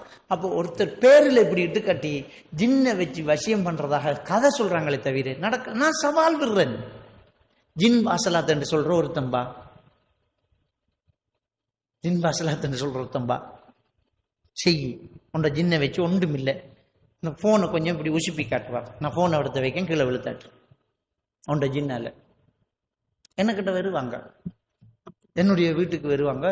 இந்த ஜின் பிடிச்சி ஆடுது, உள்ளுக்குள்ள ஜின் பூந்துட்டு குரல் மாறிட்டு பலம் கூடிட்டு, ஒரு பொம்பளையை பார்த்து ஆம்பளையால பிடிக்க முடியல, அப்படியே குரல் மாறுது அப்படிங்கிறா. 2-3 செகண்ட் சாப்பாட்டை சாப்பிட்றா, ஒரு பெரிய கோப்பையில் சூப்பை குடிச்சிட்டா, அப்படி பயங்கரமா இருக்குது, அசரத்துன்றது. எல்லா மந்திரவாதிகிட்டையும் போய் கடைசியை அள்ளிக்கிட்டு வருவாங்க. நான் சொல்லேன், இல்லை ஜின் இல்லை. என்ன நீங்க நான் சொல்றேன், ஏழுமா 2 செகண்ட் சாப்பாடா ஏழுமா? எப்படி ஏழும்? 3 போலியை திங்கலாமா? ஒரு கோப்பை சூப்பு குடிக்கலாமா? 10 பேருக்கு அடிக்கலாமா? அப்படி நடக்குதா சார்? எங்களுக்கு தெரியும் எப்படி அது அதிகமா சாப்பிட்றது என்ன நடக்குது, எப்படி அது சாப்பிட்றாங்க அப்படிங்கிறது தெரியும். ஒன்றும் கிடையாது. அதாவது நமக்கு எப்படி சாப்பாடு, நம்ம என்ன சாப்பிட்டாலும் நமக்கு குளுக்கோஸா மாறும். நம்ம என்ன சாப்பிட்டாலும் அது என்ன செய்யுதுன்னா குளுக்கோஸா மாறும். நம்ம உடம்புக்கு குளுக்கோஸ் தேவை, சரியா? அந்த குளுக்கோஸ் என்ன செய்யுதுன்னு சொன்னால் நம்முடைய உடம்புக்குள்ள ரத்தத்துல போகுது. மூளையில ஹைப்போதலம்ஸ்ல இந்த ரத்த ஓட்டம் நடக்கும்போது ஹைப்போதலம்ஸ் டயக்னோஸ் பண்ணும், இவர ரத்தத்துல குளுக்கோஸ் எவ்வளவு இருக்குன்னு. குளுக்கோஸ் போதாது, உடம்புக்கு தேவை அப்படின்னு சொன்னால் ஹைப்போதலம்ஸ் மூளையில சட்டேட்டரி சென்டர் என்ற ஒரு பகுதிக்கு தகவல் கொடுக்கும், இவருக்கு குளுக்கோஸ் தேவை என்று. சட்டேட்டரி சென்டர் ஒரு உணர்ச்சியை தூண்டிவிடும், பசிக்கிற உணர்ச்சியை, நீ சாப்பிடு உடனே. நமக்கு பசி வருதுண்டா என்ன அர்த்தம்டா, நமக்கு குளுக்கோஸ் தேவை என்ற அர்த்தம். அதான் இந்த மருத்துவர்கள் சொல்லுவாங்க, பசிக்காம சாப்பிடாதீங்க, குளுக்கோஸை கூட்டாதீங்க. பசிச்சா குளுக்கோஸ் தேவை, சாப்பிடுங்க, பசிச்சு சாப்பிடுங்க. அந்த சட்டேட்டரி சென்டர் என்ன செய்தென்றால், நீங்க சாப்பிடும்போது சாப்பாட்டை எடுத்து தட்டில் வைக்கும் போது நம்மளோட கண் அதை டயக்னோஸ் பண்ணி சட்டேட்டரி சென்டர் என்ன செய்தா போதும் என்று சொல்லும். அதுக்கு மேல நம்மளால சாப்பிட இயலாது. எடுத்து வச்ச இடியாப்பத்தில் 2 வெளியில வைப்போம், இல்ல வச்சு சாப்பிடுங்க, இல்ல போதும், இதுக்கு மேல இயலாது. இந்த மூளை சொல்லுது இயலாது, உனக்கு இத்தனைக்கு மேல தின்ன இயலாது. போதும் என்று இந்த மூளையிலிருந்து ஓர்டர் வந்தால் நம்மளால அதுக்கு மேல சாப்பிட முடியாது. சில நோய்கள் இருக்குது, பைப்போலர் எஃபெக்டிவ் டிஸார்டர், அதே மாதிரி சிக்ஸோப்ரினியா, hypnotic and anxiolytics, obsessive compulsive disorder, இப்படியான ஒரு சில நோய்கள் உள்ளவங்க, கன்வர்ஷன் டிசார்டர், டிசோசியேட்டிவ் டிசார்டர் மாதிரி சில நோய்கள் உள்ளவங்களுக்கு சில நேரத்தில் இந்த சட்டைட்டர் சென்டர் பசிக்கிற ஓர்டரை கொடுத்துட்டு போதும் என்ற நிறுத்தல கொடுக்காது. போதும் என்று சொல்லாது மூளை. போதும் என்று இந்த மூளை சொல்லாட்டி சாப்பிட்டுக்கிட்டே இருப்பார். இவர் எத்தனை சகனம் தின்பார். நீங்க ஒரு கேள்வி கேட்பீங்க, அவ்வளவு இந்த சின்ன வகுத்துக்குள்ள எங்க போய் செமிக்குது? வயிறு விரிசரிக்கலாம், இறப்பை சிறுசுதான். ஒருத்தர் தன்னுடைய வாய்க்குள்ள காத்த ஊதினா எவ்வளவு சைஸோ அவ்வளவுதான் ஒருத்தர் இறப்பை. நம்ம வாய்க்குள்ள உதட்ட மூடி காத்த ஊதினா நம்முடைய வாய் அளவு எவ்வளவோ அவ்வளவுதான் நம்முடைய இறப்பை. அந்த இறப்பை இந்த 2 கையால குத்துற அளவுக்கு இந்த இறப்பைக்குள்ள எத்தனை சகன் சோறு போகுது? எப்படி அது? அப்படி என்றால் நாங்க எவ்வளவு உள்ள விட்டாலும் அதுல சுரக்கக்கூடிய ஹார்மோன் அதை அழிச்சுக்கிட்டே இருக்கு. அசிட் மாதிரி ஒன்று இந்த இறப்பைக்குள்ள சுரக்கக்கூடிய நதியும் அழிச்சு, நீ 15 சகனோடு அதை அழிச்சுக்கிட்டே இருக்கு. இது ஆச்சரியம் கிடையாது. அந்த மூளை அந்த ஓர்டரை கொடுக்காம இருக்கிறதுனால சாப்பிட்டுட்டு இருக்காங்க. டாக்டர்கிட்ட போனா ஒரு டேப்லெட் கொடுப்பார். அந்த டேப்லெட்டை கொடுத்த உடனே இது சரியாயிரும். அதுக்கு மேல அவரால் சாப்பிட இயலாமா? ரொம்ப ஓவரா சாப்பிட்றாங்க, கணக்கு இல்லாம போகுது அப்படின்ற டாக்டர் ஃப்ளாக்சிட்டின் 40 மில்லிகிராம் வெளியே கொடுத்துருவார். வெறும் 4 ரூபா 5 ரூபா தான் அந்த டேப்லெட். இதை மந்திரவாதி கிட்ட போனா சங்கிலியில கட்டி வச்சு தேசிக்கா வெட்டி ஓதி ஊதி அது தானா சரியாகும் போது அவர் சக்சஸ் என்று சொல்லுவார். தானா தான் அது சரியாகும். விளங்கிட்டா? இதை அதிகமா சாப்பிடுறது. இந்த நோயாளிகள்கிட்ட இந்த பிரச்சனை வெறும் இந்த கன்வர்ஷன் டிசார்டர்ங்கிறது தனக்குள்ள ஒரு சக்தி பூந்த மாதிரி, தனக்குள்ள ஜின் பூந்த மாதிரி பிஹேவியர் பண்றாங்க இல்லையா, அவங்க நிறைய சாப்பிடுவாங்க. ஒரு சிலர் அதை வச்சு இவங்க சொல்றாங்க ஜின் வந்துட்டு எனக்கிட்ட கொண்டு வருவாங்க. ஜின் வந்திருக்குது, நான் உங்களுக்கு நிரூபிச்சு காட்டுறேன். நம்ப உன்னோட ஜின்னை நான் நிரூபிச்சு காட்டுறேன். கேட்டா சொல்லுவாங்க, நான் நாககாளி வந்திருக்கேன், பத்ரகாளி வந்திருக்கேன், நாங்க 5 பேர் வந்திருக்கோம், இவளை கொல்ல போறோம், இவளை கூட்டிக்கு போறேன், நான் சுடுகாட்டுல இருந்து வந்தேன். சரி, நான் சொல்லுவேன் 10 பேர் பிடிச்சு கொண்டு வாங்க, நான் ஒரு ஆள் தான் பிடிப்பேன், நான் ஒரு ஆள் தான் பிடிப்பேன், நீங்களும் ஒரு ஆள் பிடிக்கலாம். நீங்க சத்தம் அதிகமா போடணும், நீங்க தைரியமா உருக்கணும். அப்படின்னா அடங்கும் ஆள். எல்லாம் அவர் மனசுதான். அந்த மனசை நீங்க வெல்லணும். எனக்கிட்ட 10 பேர் சேர்ந்து அம்மத்தி புட்டிச்சு கொண்டாங்க, எல்லாரும் விடுங்க விடுங்க விடுங்கன்னு சொல்லி அசரத் அடிச்சு என்ன அடிக்கிறேன் எனக்கு வார ஆள் நினைக்கிற எனக்குள்ள ஏதோ ஒரு சக்தி இருக்கு.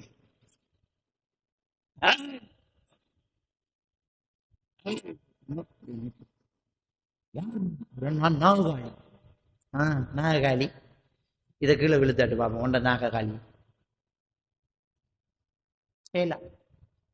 நாம சும்மா வம்பா பயப்படுறோம். நீங்க உங்க வாழ்க்கையில இந்த ஜின் உள்ளுக்குள்ள பூந்த மாதிரி பிஹேவியர் பண்றாங்கல்ல, அவங்கள்ட்ட ஒரு சேலஞ்ச் வைங்க, அதுக்கிட்ட பேசுங்க. நீ ஜின்னா? ஓ, எங்க இருந்து வந்த? நான் சுடுகாட்டுல இருந்து வந்தேன், நான் அங்க இருந்து வந்தேன். ஆஹா, அப்போ உனக்கு பொழுக்குள்ள கூற அளவுக்கு உனக்கு பெரிய பலம் இருக்கா? ஓ சரி, அப்படியே வெளியே வந்து இந்த போனை உளுத்தாட்டு கீழே பார்ப்போம். இல்லாட்டி ஒரு பொட்டல்ல வச்சு போட்டு இதை கீழே தட்டி விடுவான், இல்லாட்டி இதை இப்படி ஆட்டுவான். ஒன்று நடக்காது. அப்ப என்ன ஜின்னு? இது ஒரு மனநோய்.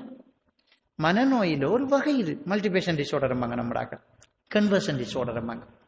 தன்னுடைய ஆள் மனதில் உள்ள நம்பிக்கைகளால் தன்னை இன்னொருத்தராக அவர் கற்பனை பண்ணி பிஹேவியர் பண்றார். அதுக்கு காரணம் இருக்குது, அதுக்கு ஒரு ஸ்ட்ரெஸ் இருக்குது. அவங்களுக்கு மனசுக்குள்ள ஒரு பெரிய பிரச்சனை ஒன்று இருக்குது. அந்த பிரச்சனைக்கு முகம் கொடுக்கணும். முகம் கொடுக்க முடியாத ஒரு நிலை அவருக்கு. இதான் நடந்துகிட்டு இருக்கு. எனக்கிட்ட மதரிசா பிள்ளைகளுக்கு ஜின் பிடிச்சேன் அதிகமா வரும். மதரிசாவுல ஓதுற பிள்ளைகளுக்கு கூட்டிக்கிடுவாங்க. விளங்கிட்டா? இந்த ஊர்ல இருந்து நிறைய வந்திருக்கு. இங்க இருக்கிற ஒரு மதரிசாவுல இருந்து, நான் பேச சொல்ல விரும்புறேன், இந்த ஊர்ல இருக்கிற மதரிசாவுல இருந்து அக்கரப்பத்துல என்கிட்ட கொண்டாந்திக்காங்க. நிறைய பிள்ளைகளை கொண்டாந்திக்காங்க. என்னண்டா ஜின்னம் இருட்டுக்குள்ள டாய்லெட் போகக்குள்ள ஒரு உருவத்தை கண்டா உருவம் திடீர்னு உள்ளுக்குள்ள பூந்தாமன்ட்டு ஃபுல்லா பிஹேவியர் பண்ணது. நான் கேட்கிறேன், ஒரு நாளைக்கு வீட்டுல சூரத்துல் பக்ரா ஓதினா 3 நாளைக்கு ஷைத்தான் வரமாட்டான்டா, குர்ஆனையே ஓதுற மதரசாக்குள்ள ஷைத்தான் எப்படி வா? என்ன எப்படி வா? என்ன நடந்திருக்கு? அந்த பிள்ளைக்கு ஹோம்ஷிக், வீட்டு நினைப்பு, தாய் தகப்பன் விட்டு பிரிஞ்சது, இருக்க முடியல. அதனால அந்த பிள்ளை மன உளைச்சலுக்கு ஆகுது. அதுக்கு இடையில அந்த மதரசாவில் ஏற்கனவே பிள்ளைகளுக்கு ஜின் பிடிச்ச கதையையும் பெரிய வகுப்பு பிள்ளைகளுக்கு நடந்ததையும் கதைச்சிட்டாங்க. சில ஸ்கூல் சில மதரசாக்கள்ல ஓதி கொடுக்குற மௌலவியாக்கள் சொல்லிடுவாங்க, இரவையில் 9 மணிக்கு பிறகு மேல் மாடிக்கு போகணும், ஜின்கள் ஊசல் ஆடும் என்று பயமுறுத்தாட்டிடுவாங்க. இந்த பிள்ளைக்கு மாறி வழங்கிட்டார். அப்ப சோ இது ஒரு மனுஷனுடைய மனசுல உள்ள தாக்கம் வெளிப்படுறது கன்வர்ஷன் டிஸார்டர்னு சொல்லுவாங்க. தனக்குள்ள ஒரு சக்தி வந்த மாதிரி ஃபீலிங். எனவே ஜின்னை வசியம் பண்ண முடியாது, ஜின் உடம்புக்குள்ள பூந்து பேசுறங்கிறது பச்சை பொய். ஒரு ஹதீஸ் இருக்கு, இன்ன ஷைத்தான எஜ்ரி மஜ்ரத்தம், நம் மனிதனுடைய ரத்தம் ஓடக்கூடிய நரம்பிலும் ஷைத்தான் ஓடுவான் என்று ரசூலுல்லாஹ் சொன்னாங்க. அந்த ஹதீஸில் முழுசா பார்த்தா தெரியும், ஒவ்வொரு மனிதனோடும் அல்லாஹ் தஆலா ஒவ்வொரு ஜின்னையும் ஒரு மலக்கையும் சாட்டி இருக்கிறான். ஒவ்வொருவர் என்னோட ஒரு மலக்கும் ஜின்னும் உங்களோட ஒரு மலக்கும் ஜின்னும் அல்லாஹ் சாட்டி இருக்கிறான். அந்த மலக்குங்கிறது மனசாட்சி, ஜின்னுங்கிறது மனோ இச்சை என்று சொல்லலாம். இது நம்மளை பாவத்துக்கு ஆசை ஊட்டும். அந்த மலக்கு இல்ல தப்புன்னு தடுத்துக்கிட்டு இருக்கும். அப்ப ரசூலுல்லாஹ் கிட்ட ஆயிஷா நாய் கேட்கறாங்க, யார் ரசூலுல்லாஹ் உங்களையுமா ஜின் இருக்குது அப்படின்னு. ரசூலுல்லாஹி ஸல்லல்லாஹு அலைஹி வஸல்லம் சொல்றாங்க, நாம் வலாக்கின் அஸ்லம, என்னட்டையும் இருக்குது, ஆனால் அவன் எனக்கு நல்லதை தவிர வேறு எதையும் ஏவ மாட்டான், அவன் எனக்கு கட்டுப்பட்டுட்டான்ங்கிறாங்க. நபியோட இருக்கிற ஜின். அப்ப அந்த ஷைத்தான் தான் ஒவ்வொருத்தரோடையும் ஒவ்வொன்று சாட்டி இருக்கானே அல்லாஹ், அதான் நம்முடைய நரம்புலையும் ஓடுமே தவிர இன்னொன்று இந்த உடம்புக்குள்ள பூருங்கிறது பச்சை போய் தவறு. சொல்லுவாங்க, தெரியாத மொழி பேசுறான், அது எப்படி? சிங்களம் தெரியாதவன் சிங்களம் பேசுறான், இங்கிலீஷ் தெரியாத இங்கிலீஷ் பேசுறான். நீங்க பார்த்திருப்பீங்க, கேள்விப்பட்டிருப்பீங்க. அப்பா ஜின் பிடிச்சதுதான் தாமதம், பயங்கரமான சிங்களம் கதைக்கும், அவனுக்கு 5% சிங்களம் கதைக்க தெரியாது, எப்படி அப்படின்னு கேட்பான். முடியும், கதைக்க முடியும். எப்படி முடியும் என்றால், ஒரு மனுஷன் காதால கேட்ட மொழியைத்தான் கதைக்க முடியும், கேட்காத மொழியை கதைக்க முடியாது. ஓல்ட் மெமோரி சிண்டம் என்ற ஒரு பகுதி இருக்குது, அது மூளையில் நாம கேட்டதெல்லாம் சேவ் பண்ணி வச்சிருக்குது. இந்த கன்வர்ஷன் டிஸார்டர் வரும்போது நாம் கேட்ட மொழியை திரும்பி அதே உச்சரிப்போடு பிரச்சனை இல்லாமல் அந்த வாசகங்களை திரும்ப உச்சரிக்கிற டேலண்ட் ஒரு மனுஷனுக்கு இருக்குது. உலகத்தில் உள்ள சைக்காலஜிஸ்ட் டாக்டர்ஸ் மாதிரி என்ன சொல்றாங்க என்றால், இம்பாசிபிள், முடியாது, ஒருத்தன் தெரியாத மொழி பேச முடியாது. ஆனா பேசுறாங்களே, அது காதால் கேட்ட மொழி. நான் கேட்கிறேன், இந்த ஜின் பிடிச்சி தொச்சு பேசியிருக்கா? ஜின் பிடிச்சாரு தொச்சு. ஜப்பான் இதுல பேசுவாங்களே, என்ன ஜெர்மன்ல பேசுற லாங்குவேஜ், ஹாலண்ட்ல பேசுற லாங்குவேஜ் பேசியிருக்காங்களா? ஜின் பிடிச்சி தொச்சு பேசி கேள்விப்பட்டிருக்கலாம், பேசலையே. அந்த சேனலும் வேலை இல்லையே நம்மளோட வீட்டுல, காதால கேட்கலையே. காதால கேட்ட மொழிதான். நாம எத்தனை சிங்களத்தை கேட்கிறோம், நமக்கு சிங்களம் தெரியாட்டின்னு சிங்களம் மனசுக்குள்ள இருக்கு. தெரியாத மொழி பேச இயலாது, அது பச்சை பொய் விளங்கிது. எனவே இப்படி இந்த ஜின் விஷயத்துல ஜின் வாசலா தண்டு புராடு பண்ணிட்டு இருக்காங்க, ஜின்னை வச்சு ஏமாத்திக்கிட்டு இருக்கிறாங்க, விளங்கிட்டா? எனவே அதை நாங்க என்ன செய்யணும், தெளிவாக புரிஞ்சோம். இது ஒரு மூட நம்பிக்கை. சில நோய்களை நாம சரியா இனம் கண்டால் இந்த பிரச்சனை வராது. நம்ம சில விஷயங்களை, சில நோய்களை அற்புதமா நினைக்கிறோம். அந்த நோய்களை வச்சு நம்ம என்ன ஃபீல் பண்றோம்டா, இது ஏதோ நடக்குது, வெறுக்குள்ள ஏதோ சக்தி ஒன்று வருது, ஒரு ஜின் ஒன்று பூருது அப்படின்னு நாம என்ன செய்யறோம், நினைக்கிறோம், விளங்கிட்டா? ஏன்னா டாக்டர் ரிப்போர்ட்ல ஒண்ணும் இல்லை தான். சிலதுக்கு ஹாஸ்பிட்டலுக்கு போறதே இல்லையே. ஒருத்தர் சொல்றா எனக்கு காதில் ஒரு ஆள் கதைக்குதுங்க, இதுக்கு ஹாஸ்பிட்டலில் போய் மருந்து இருக்கலாமா? என் பேரை சொல்லி ஒரு ஆள் கூப்பிடுது, காதில் ஒரு ஆள் கூப்பிடுது, என்ன ஒரு ஆள் சொல்லுது, நீ இந்த மாடியால பாயன்னு சொல்லுது. எனக்கு நான் ஒரு ஆள் போகுது, நான் தலைப்பா கட்டிட்டு ஒரு ஆள் போகுது, மணக்குது, மணக்கும், வாசம் வருது, மணக்கும், கண்ணுக்கு உருவம் தெரியும், காதுல சத்தம் கேட்கும், உடம்புல ஸ்பர்சம் தெரியும், உடம்புக்குள்ள பூந்த மாதிரி ஊற மாதிரி உள்ளுக்குள்ள உண்டு ஏறின மாதிரி இருக்கும். இதெல்லாம் சொல்றது ஹலுசினேஷன் சொல்றது. இதெல்லாம் ஹலுசினேஷன். ஆடிட்டரி ஹலுசினேஷன் என்றால் காதல சத்தம் கேட்கறது, விஷுவல் ஹலுசினேஷன் கண்ணுல உருவம் தெரியுது, டைட்டரி ஹலுசினேஷன் என்றால் உடம்புல ஸ்பரிசம் தெரிகிறது. இப்படியான இந்த ஹலுசினேஷன்களை நாம் என்ன சொல்லுவோம், அவருக்கு ஒரு ஜின் ஒன்று தெரியுது, அவருக்கு காதுல கதைக்குது அப்படி. ஆனால் இந்த ஹலுசினேஷன்ங்கிறது சில மனநோய்களினுடைய சிம்டம்ஸ். சில மனநோய்களினுடைய சிம்டம்ஸ். சிக்ஸோபிரினியா போன்ற சில மனநோய்களுக்கு இது வெளிப்பாடு. அவங்களுக்கு உருவம் தெரியும், அவங்களுக்கு அதில் சத்தம் கேட்கும், அவங்க சத்தியமா சொல்லுவாங்க. மற்றதுல ஓகே, அவர் ஒரு அரச உத்தியோகத்தராக இருப்பார், அவர் ஒரு பெரிய பிசினஸ் மேனா இருப்பார், அவர் டியூட்டி எல்லாம் சரியா செய்கிறார், பிள்ளைகள் எல்லாம் சரியா கவனிக்கார், கடை எல்லாம் செய்கிறார், ஃபேக்டரியை சரியா ஓடுறார், வாகனம் சரியா ஓட்டுறார், எல்லாம் செய்கிறார். ஆனா காதில் ஒரு கதைக்கு அவ்வளவு பெரிய படிச்ச மனுஷன் இதெல்லாம் சரியா செய்யறவர் பைத்தியமா? பைத்தியம் சின்ன பைத்தியம்ங்கிறத நாம சில நோய்கள் வந்தோடனே சைக்காட்டிஸ்ட் டாக்டர் கிட்ட போறதுக்கே நமக்கு வெக்கம். அங்க போறது நமக்கு என்ன வைத்தியமா? மனசோடு சம்பந்தப்பட்ட பிரச்சனைகள் எல்லாம் பைத்தியம் கிடையாது. பைத்தியம் என்று நம்மடாக்கள் சொல்றது ஒன்றே ஒன்றுதான். சிக்ஸோபிரினியாவில் ரொம்ப ஓவரான ஒரு ஸ்டேஜ். சிக்ஸோபிரினியா உளப்பிளவு நோயில ஒவ்வொரு ஸ்டேஜ் தான், மற்றது பைத்தியம் இல்லை. மனசோடு சம்பந்தப்பட்ட ஒரு பிரச்சனை. உதாரணத்துக்கு ஒப்சசிவ் கம்பல்சிவ் டிஸார்டர் என்ற ஒரு நோய் இருக்குது. அதை சோட்டா ஓசிடின்னு சொல்லுவாங்க. ஓசிடின்னு சொல்லுவாங்க. அவங்களுக்கு எல்லாம் கரெக்டா இருப்பாங்க. ஓசிடின்னு சொன்னா என்னண்டா, அதிருப்தி. நான் செஞ்ச ஒரு வேலையை என்ற மனசை ஏற்றுக்கொள்ளாது, இல்ல காணான்னு சொல்லு. நீங்க பார்த்திருப்பீங்க, பாங்கு சொல்லக்கொள்ள வந்தவர் இமாம் மிம்பர்ல இருந்து இறங்கும் வரைக்கும் முழு செஞ்சுக்கிட்டு இருப்பார். கழுவி கழுவி கழுவி கழுவி சரியாக்கி திரும்ப கழுவி. அவருக்கு ஓசிடி. அவர் உழு செய்ய செய்ய அவர் மனசு சொல்லும், இல்ல நீ சரியா கைய கழுவ, இல்ல இல்ல இல்ல நீ சரியா தலை மசை பண்ண. சிலர் அல்லாஹ் அல்லாஹ் அல்லாஹ் 4 ரக்காத்தை மூட்டு போட்டு தனியா தொழுதா கழிக்காங்க. ஓசிடி. சிலர் கதவை பூட்டி போட்டு திரும்ப போய் அதை திறந்து பார்க்குற போனாக்கள் பைக்கில் வெட்டிக்கு வந்து சரியா பூட்டின நாடு பார்த்தா பூட்டி தனி கதவை பூட்டினத்துல. இதெல்லாம் ஓசிடிகள். இதை நம்ம டாக்டர் சொல்லுவாங்க வசுவாசம் ஊதி பார்த்து இருப்பாங்க. இல்ல இது ஒரு தாக்கம். இதுக்கு டெப்லெட் இருக்குது, டெப்லெட் எடுங்க, இல்லாட்டி கவுன்சிலிங் செய்யுங்க. இதுக்கு இந்த ஓசிடி உள்ளவங்களுக்கு டெப்லெட் இருக்குது. அதே மாதிரி சிபிடின்னு சொல்லுவாங்க, காக்னிட்டிவ் பிஹேவியர் தெரப்பின்னு சொல்றது. அது வந்து கவுன்சிலர் செய்வாங்க. டிஎம்ஆர் சொல்லுவாங்க, டீப் மைண்ட் ரிலாக்ஸேஷன். இதெல்லாம் செய்யணும். செய்யாம அது குணம் அடையாது. நம்ம டாக்டர் ஓதி பார்த்து அது வசுவாசி ஸ்டேஜ் கூடி உரிய நேரத்தில் மருந்து செய்யாட்டி உங்களோட அடுத்த கட்டம் காதுல சத்தம் கேட்கும். சாப்பிடையெல்லாம் ஆகி மெலிஞ்சி போய் அப்படியே நோயாளி ஆயிடுவான். விளங்கிட்டா? அப்ப நம்ம ஆக்கள் பிரச்சனை என்ன செய்யறாங்கண்டா, நோயை உரிய டாக்டர் கிட்ட போய் மருந்து எடுக்கிறது இல்லை. விளங்கிட்டா? அசரத்துக்கிட்ட போய் ஓதி பார்த்து வாழ்க்கையை லொஸ்ட், பணமும் லொஸ்ட், ஈமான் லொஸ்ட் இருக்கிறோம். எனவே நான் என்ன சொல்றேன்னு சொன்னால், மனநோய்களில் அதிகமான ஒரு பகுதியை நாம பேய் நோய் என்று நினைச்சுக்கிட்டு ஓதி பார்த்து இருக்கோம்.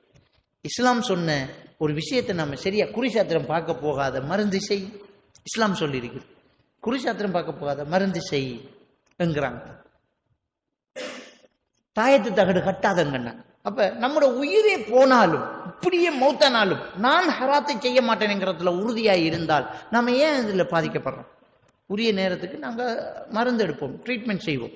செஞ்சால் சரி. எனவே இந்த விஷயத்துல நாங்க ரொம்ப உறுதியாக இருந்தால் நம்ம சாதிக்கலாம். இதுதான் இந்த மூட நம்பிக்கைகள்ல உள்ள இந்த பிரச்சனைகள். இது நமக்கு தெரியாதனால நாம அதை என்ன செய்யறோம்னு சொன்னால் ஆச்சரியம் இருக்கே. இந்த மந்திர வேலை செய்யறவங்க, இந்த வைத்தியம் பார்க்கறவங்க என்ன செய்வாங்கன்னா, நம்மளால இம்பாசிபிளான சில விஷயங்களை சாதிப்பாங்க, செய்வாங்க.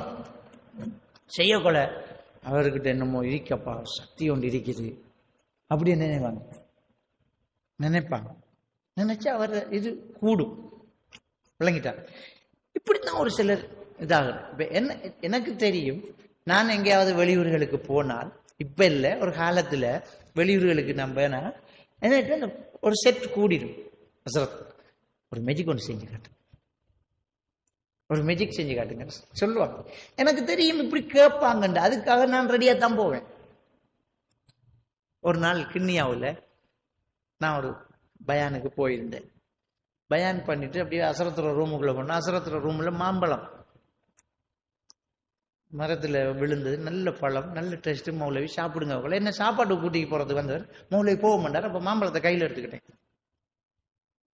எடுத்துக்கிட்டு அப்படியே பள்ளியில இருந்து நடந்து போயிட்டு இருக்க பொடிய மாதிரி பின்னால கொஞ்சம் பிறாக்கள் வந்து அஸ்ஸலாமு அலைக்கும்ங்கிறது, சலாம் தாரதும், உங்களை நாங்கள் யூடியூப்பில் பார்த்துருக்கோங்கிறதும் இப்படின்னு இருந்தீங்க. அப்போ நான் மாம்பழத்தை இருட்டுக்குள்ளே அப்படியே எடுத்துனா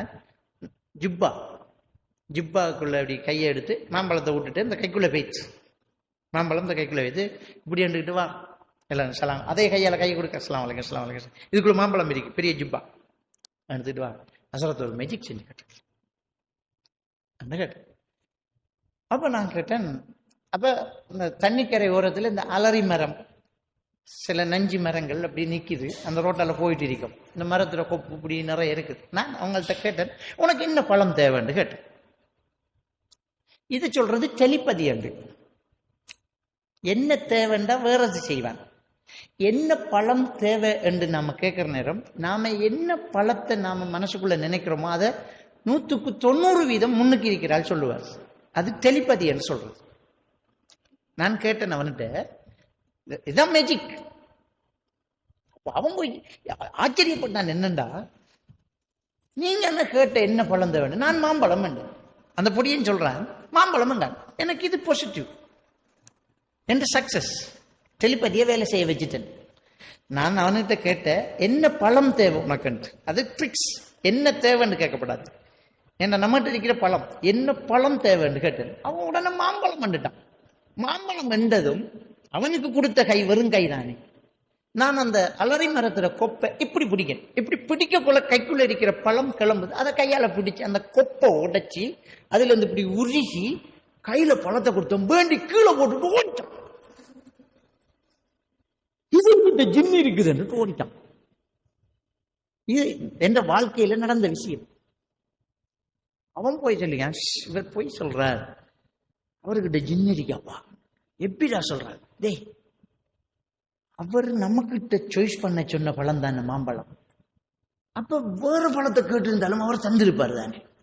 அதுவும் அலரி மரத்துல எப்படிடா கொத்தில முறிச்சி நொட்டியில பிச்சு எனக்கு தந்தாரு. நான் அடிச்சு தெளிக்கான். நான் அப்படி செய்யவே இல்லை. அவன் மரக்கொப்பை பிடிச்சு உருகித்தான கொடுத்தேன். நான் அவனுக்கு கொடுத்த வெறுங்கை. இப்படித்தான் அந்த அவுலியாவாகுற, மகானாகுற. இந்த பயான திரும்ப கேட்டதான் அவன் என்ன நம்புவான். இல்லாட்டி இன்னைக்கும் அவன் என்ன பெரிய ஒரு மகான் அவுலியான்னு நினைச்சிட்டு இருப்பான். சிலது தற்செயலா நடக்குது. இந்த பாகிஸ்தான் மௌலானா கிட்ட இருக்கும்போது கொழும்புல என்னோட இசுமெழுத வந்த ஒரு ஆளோட தெமடகோட ரோட்ல என் கூட்டாளி ஒருத்தர் வீட்டுல இருந்து நாங்க பேசிட்டு இருக்கிறோம். அப்ப தண்ணி எடுத்துக்காங்கன்னா அவன் டெப்ப போய் திறந்தான். தண்ணி வாட்டர் லைன் கட் திறந்து பார்க்க தண்ணி இல்லை. நான் தலப்பா கருத்து தலப்பா கட்டி பெரிய ஜிப்பா போட்டுட்டு பெரிய அசரத்து போய் இருக்கேன். நான் 93ஆம் ஆண்டே கேஸ் பாகிஸ்தான் மௌலானா கிட்ட இருக்கிற நேரம். டெப்ப திறக்கான், தண்ணி இல்லை. இங்க தண்ணி தேவை. நான் எழும்பிட்டேன். தண்ணி இல்லையா? நான் கேட்டேன். தண்ணி இல்லையா சார்? கப்பத்தாங்க கப்பை வேண்டுறேன். நான் போய் திறக்கிறேன். தண்ணி வருது. போட்டி நிரப்பி அவனுக்குள்ள கிசு கிசு காணுங்கள். என்ன நடந்தண்டா, நான் போய் திறக்கக்குள்ள தண்ணியை திறந்துட்டான். நான் சும்மா தான் போனேன். பழுத்தா பழுக்கட்டும், பழுக்காட்டி காயாகட்டும். எந்த சான்ஸ் பழுத்துச்சு. இப்படி சிலது எதிர்ச்சியாக நம்மளை ஹீரோவாக்கி விட்டு. இப்ப என்ன செய்வான்? இப்ப கதை எப்படி போகும்? சுப்ஹானல்லாஹ், மௌலானா நாங்கெல்லாம் அந்த பாகிஸ்தான் மௌலானாக்குள்ள கையை கொஞ்சுவானுவள், தலைய மசாஜ் பண்ணுவானுவள், தோலை பிடிச்சு விடுவானுவள். நான் சின்ன ஆள். நான் காலுக்கு மேல கால் போட்டு தான் இருப்பேன். என்ற தலப்பா கலட்டி வைக்கிறதுக்கு பக்கத்தில் ஒரு ஸ்டூல் வைக்கப்படும். தாடி நிறைச்ச பெரிய பெரிய அமீர் சப்மார், பெரிய கார்கூன் சாலிகள் எல்லாம் வந்து எனக்கு கால்வாய் பிடிச்சு விட்டுருக்காங்க. வெள்ளை விரிச்சு கதிரையில் உரிப்பாட்டுவாங்க. பாகிஸ்தான் மௌலானா. பேர் என்ன? மௌலானா. எனக்கு சொல்றது இப்ப கொஞ்சம் மதிக்க மாட்டான். விளங்கிட்டான். அப்ப இப்படித்தான் அந்த சில விஷயங்கள் பேசப்படுறது. நாம ஆச்சரியப்பட்டுக்கிட்டு இருக்கக்கூடாது. இது ஏதோ ஒன்று இருக்குது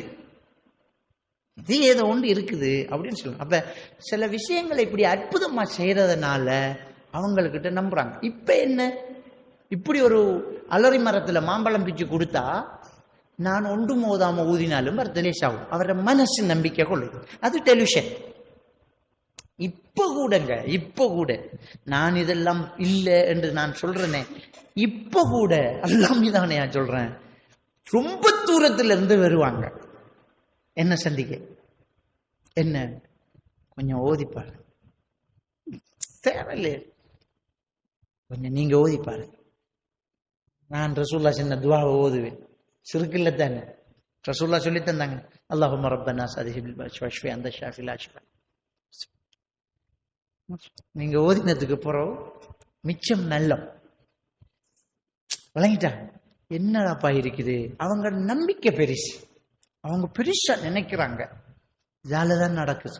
நாம எவ்வளவு சொன்னாலும் லாஸ்டா இதுல புத்தளத்துல மூட நம்பிக்கை ஒழிப்பு நிகழ்ச்சி செஞ்சு மேடையில சில மேஜிக்களை செஞ்சிருந்தேன். அதுல ஒரு மீன் தொட்டி, கண்ணாடி மீன் தொட்டி, ஃபிஷ் டேங்க், வெறும் தண்ணி வச்சுட்டு அந்தரத்துல பிடிச்சி போட போட போட போட அதுல மீன் குட்டிகள் ஓடுது. இதை நான் வேணுமென்று செஞ்சுட்டு அதை மட்டும் எப்படி என்று சொல்லாம விட்டுட்டேன். அதுக்குள்ள காட்சிக்கான இவர் சில மேஜிக் செஞ்சாலும் ஜின்னு வச்சிருக்காரு.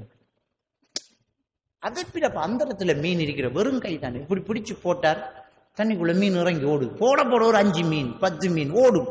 மீன் தொட்டி நிறைய மீன் ஓட்டி போட்டு நான் வந்தேன். வெறும் தொட்டி இப்படி எடுத்து போட்டு, அது ஒரு மேஜிக் ட்ரிக்ஸ். நான் அதை சொல்லாத வரைக்கும் என்ன மந்திரவாதி என்றும் ஜின் வாசலாத்தன்னு தான் சொல்றேன். எனவே இப்படி ஒரு சிலர் செஞ்சுக்கிட்டு இருக்கிறதால ஜின் வாசலாத்தன்று நம்மளவன் நினைச்சுக்கிட்டு இருக்கிறான். ஒன்றும் கிடையாது. எப்பவுமே மனுஷன் தான். விளங்கிட்டா? நான் ஊருக்கு வந்த இன்றைக்கு அக்குர்ணையில மழை. விளங்கிட்டா? இவ்வளவு நாள மழை பெய்யாம இருட்டின முடங்கின, இன்றைக்கு மழை. அமித் மௌலை வந்த மழை பெஞ்ச இல்ல, மழை பெஞ்சாண்டு அமித் மௌலை வந்தாதான் உண்மை.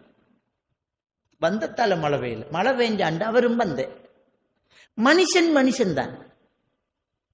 மனுஷன் ஒரு நாளும் கடவுளாக முடியாது. விளங்கிட்டா? அப்ப இந்த மூட நம்பிக்கைங்கிறத கலைந்து விட்டுட்டு அகைதாவுல உறுதியா இருந்துட்டோம்டா நம்மளை யாரும் ஏமாத்த முடியாது. இந்த விஷயத்துல நாங்க உறுதியாக இருக்கணும். உங்கள்கிட்ட இருக்கிற சந்தேகங்களை கேளுங்க. இப்ப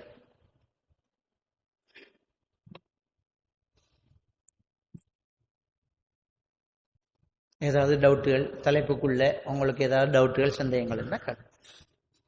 நான் சில விஷயங்களை பேசாம விட்டிருக்கலாம் தானே, அதுக்குத்தான்.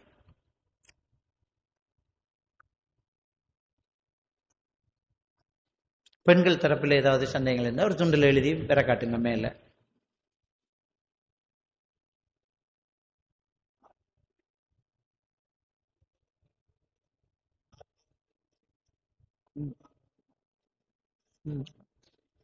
அதாவது அவர் ஒரு கேள்வி கேட்கிறார், நாள் பார்க்கறது, நல்ல நாள் பார்த்து கடை துறக்கிற, விவசாயம் பண்ற, மரம் நாட்டுற, விளங்கிட்டா? இல்லாட்டி சொல்லுவாங்க சனிக்கிழமை முடிவெட்டுற சரியில்லைம்பாங்க. இப்படி நாள் பார்க்கறது இஸ்லாத்தில் இருக்குதா, நாளுக்கு ஒரு சிறப்பு இருக்குதா அப்படி என்று கேட்டா, அத இஸ்லாமிய மார்க்கத்துல ரசூலுல்லாஹி ஸல்லல்லாஹு அலைஹி வஸல்லம் அவங்க சொல்றாங்க, சூரியன் உதிக்கும் தினத்தில் வெள்ளிக்கிழமை ஒரு சிறந்த தினம் என்று சொல்றாங்க. வெள்ளிக்கிழமை ஒரு சிறந்த நாள் என்று சொல்லிட்டு அதுக்கு காரணம் சொல்றாங்க. வெள்ளிக்கிழமையில தான் ஆதம் அலைஹிஸ்ஸலாத்தை அல்லாஹ் படைச்சான். வெள்ளிக்கிழமையில தான் அல்லாஹ் தஆலா ஆதம் அலைஹிஸ்ஸலாத்தை இந்த பூமிக்கு இறக்கினான். வெள்ளிக்கிழமையில தான் அல்லாஹ் தஆலா ஆதம் அலைஹிஸ்ஸலாத்துடைய தௌபாவை ஏற்றுக்கொண்டான். வெள்ளிக்கிழமையில தான் அவர் மரணித்தார். வெள்ளிக்கிழமையில தான் இந்த உலகம் அழியும். விளங்கிட்டா? வெள்ளிக்கிழமையில் என் மீது அதிகம் ஸலவாத்து சொல்லுங்கள் என்று சொல்றார். அப்ப இந்த சிறந்த நாளுக்கு காரணம் இவ்வளவு. அதுல உலகம் அழிகிறதும் ஒரு நாள். உலகம் அழிகிறதை எப்படி நாம நல்லதா எடுக்கிற அந்த நாள்ல நடக்கிறத எல்லாம் ரசூலா சொல்லிட்டு அந்த சிறந்த நாளை என்ன செய்யணும்ங்கிறத ரசூலா சொல்றாங்க, என் மீது அதிகம் ஸலவாத்தை சொல்லுங்க. அவ்வளவுதான். சிறந்த நாள்ண்டா அண்டைக்கு பார்த்து கடையை தொடங்க, அண்டைக்கு நீங்க வியாபாரத்தை மிம்பர்ல இமாம் ஏறினால் இறங்கும் வரைக்கும் நிறுத்துங்க என்று சொல்றாங்க. வழங்கிட்டா? இதா குலியத்தி ஸலாத்து ஃபன்தஷிர், தொழுகை முடிஞ்சிட்டா நீங்க வியாபாரத்தை செய்யுங்க. இமாம் மிம்பர்ல இருந்தா வியாபாரத்தை செய்யாதீங்க என்று நல்லா சொல்றேன். அப்ப அந்த நாளில் சிறந்தது வெள்ளிக்கிழமை நாள். என்ன காரணம்? என்ன செய்யணும்? ஸலவாத்து சொல்லணும். வேற இது செய்யணும், விவசாயம் பண்றது, திருமணம் நடக்கிறது எல்லாம் இல்லை. பொதுவாக எல்லா நாளிலும் எல்லாமும் நடக்கும். விளங்கிட்டா? சிறந்த நாள்ங்கிறது 2 டீம் விளையாடினா ஒன்று வின் பண்ணா ஒன்று தோத்து போகுது. ஒருத்தனுக்கு அதே செகண்ட் கெட்ட நாள், இன்னொருத்தனுக்கு அதே செகண்ட் நல்ல நாள். இதுதான் உலகத்தின் நியதி. ஒருத்தனுக்கு வியாபாரம் இன்றைக்கு லொஸ்ட், ஒருத்தனுக்கு வியாபாரம் அன்றைக்கு பார்த்து லாபம். எல்லா நாளும் எல்லாம் நடந்துகிட்டு இருக்கு. எல்லா நாளிலையும் பிள்ளையும் பிறக்கும், எல்லா நாளிலும் மௌத்தும் நடக்கும். விளங்கிட்டா? எனவே இந்த நாள் பார்க்கிற உண்டு கிடையாது. நாள் பார்க்கிறோம், நமக்கு எப்ப நல்ல வசதியா இருக்கு அப்ப நம்ம என்ன செய்வோம். எனக்கு இன்றைக்கு வெள்ளிக்கிழமை தான் பயணம் போறதுக்கு வசதியா இருக்கு, இன்றைக்கு வெள்ளிக்கிழமை தான் நான் இன்றைக்கு கடையை திறக்கிறதுக்கு வாய்ப்பு இருக்குதுன்றா செய்வோம். என்ற கடையை திறந்தா இந்த ஃபெஸ்ட் வியாபாரத்துக்கு இந்த ஃபேமிலியில பெறணும், அவங்களுக்கு வெள்ளிக்கிழமை தான் லீவு, இல்ல எங்க ஊர்ல ஞாயிற்றுக்கிழமை லீவு தர, அதை பத்தி பிரச்சனை இல்லை. விளங்கிட்டா? நம்மட வாய்ப்பு வசதிகளுக்கு நாம் ஒரு நாளை நிர்ணயிக்கணுமே தவிர நாளுக்கென்று ஒரு தனி ஒரு இது, இந்த செக்ஷனுக்கு ஒரு நாள் விவசாயம் பண்றது புதன்கிழமை எப்படி நாள் பார்க்கிற, நேரம் பார்க்கிற, சகுனம் பார்க்கிற, இதெல்லாம் ரசூல் அப்பவே தடுத்தாங்க. நபிகள் நாயகம் ஸல்லல்லாஹு அலைஹி வஸல்லம் அவங்க லா தியரத ஃபில் இஸ்லாம்ங்கறாங்க. இந்த சகுனம் பார்ப்பது இஸ்லாத்தில் இல்லைங்கிறாங்க. அது இந்த நாள் பார்க்கிற, நேரம் பார்க்கிற எல்லாத்துக்குள்ளேயும் பேர். நேரத்தை பொறுத்த வரைக்கும் ரசூல்லா சில நேரத்தில் தொழுவதை தடுத்தாங்க. சூரியன் உச்சியில் இருக்கிற நேரம், சூரியன் மறைகிற நேரம், சூரியன் உதிக்கிற நேரம் தொழுவுறத்தை தடுத்தாங்க. விளங்கிட்டா? அது இல்லாம வேற ஒன்றுமே இல்லை. அதே மாதிரி இந்த சூரிய கிரகணம், சந்திர கிரகணம் ஏற்படுதானே, அந்த நேரத்துல ஒரு மூட நம்பிக்கை இருக்கு. கிணத்தை மூடி வைக்கணும், பிள்ளைத்தாச்சி பொம்பளையில் மீனா இருக்கக்கூடாது, காய்கறி வெட்டக்கூடாது, வெளியில வரக்கூடாது என்ற சில பிள்ளைகள் பிறக்கும் காது வெட்டப்பட்டு மூக்கு ஒட்டி உதடு வளைஞ்சி பிறந்த உடனே நம்ம சொல்லலாம் வகுத்துல பிள்ளரிக்க கொள்ள கிரகண நேரம் மீன் அறுத்திருக்கா, மீனை எவடத்தை பிடிச்ச அறுத்தா அந்த இடத்துல பிள்ளைக்கு வெட்டுப்பாடும். இதெல்லாம் மூட நம்பிக்கை. விளங்கிட்டா? சயின்ஸ் டாக்டர்ஸ் மார்க்கிட்டே நான் அது சம்பந்தமா கேட்டேன். அப்படி ஒன்று இல்லை, அப்படி ஒன்று இல்லை. கிணத்தை மூடுறது அப்படின்னு, கிணத்தை மூடலாம், குளத்தை மூடலாமா? இப்ப குடிக்கிற தண்ணி குளத்து தண்ணியான அதிகம். கிணத்தை மூடலாம், குளத்தை மூடலாமா? அது மூட நம்பிக்கை. அப்படி ஒண்ணு கிடையாது.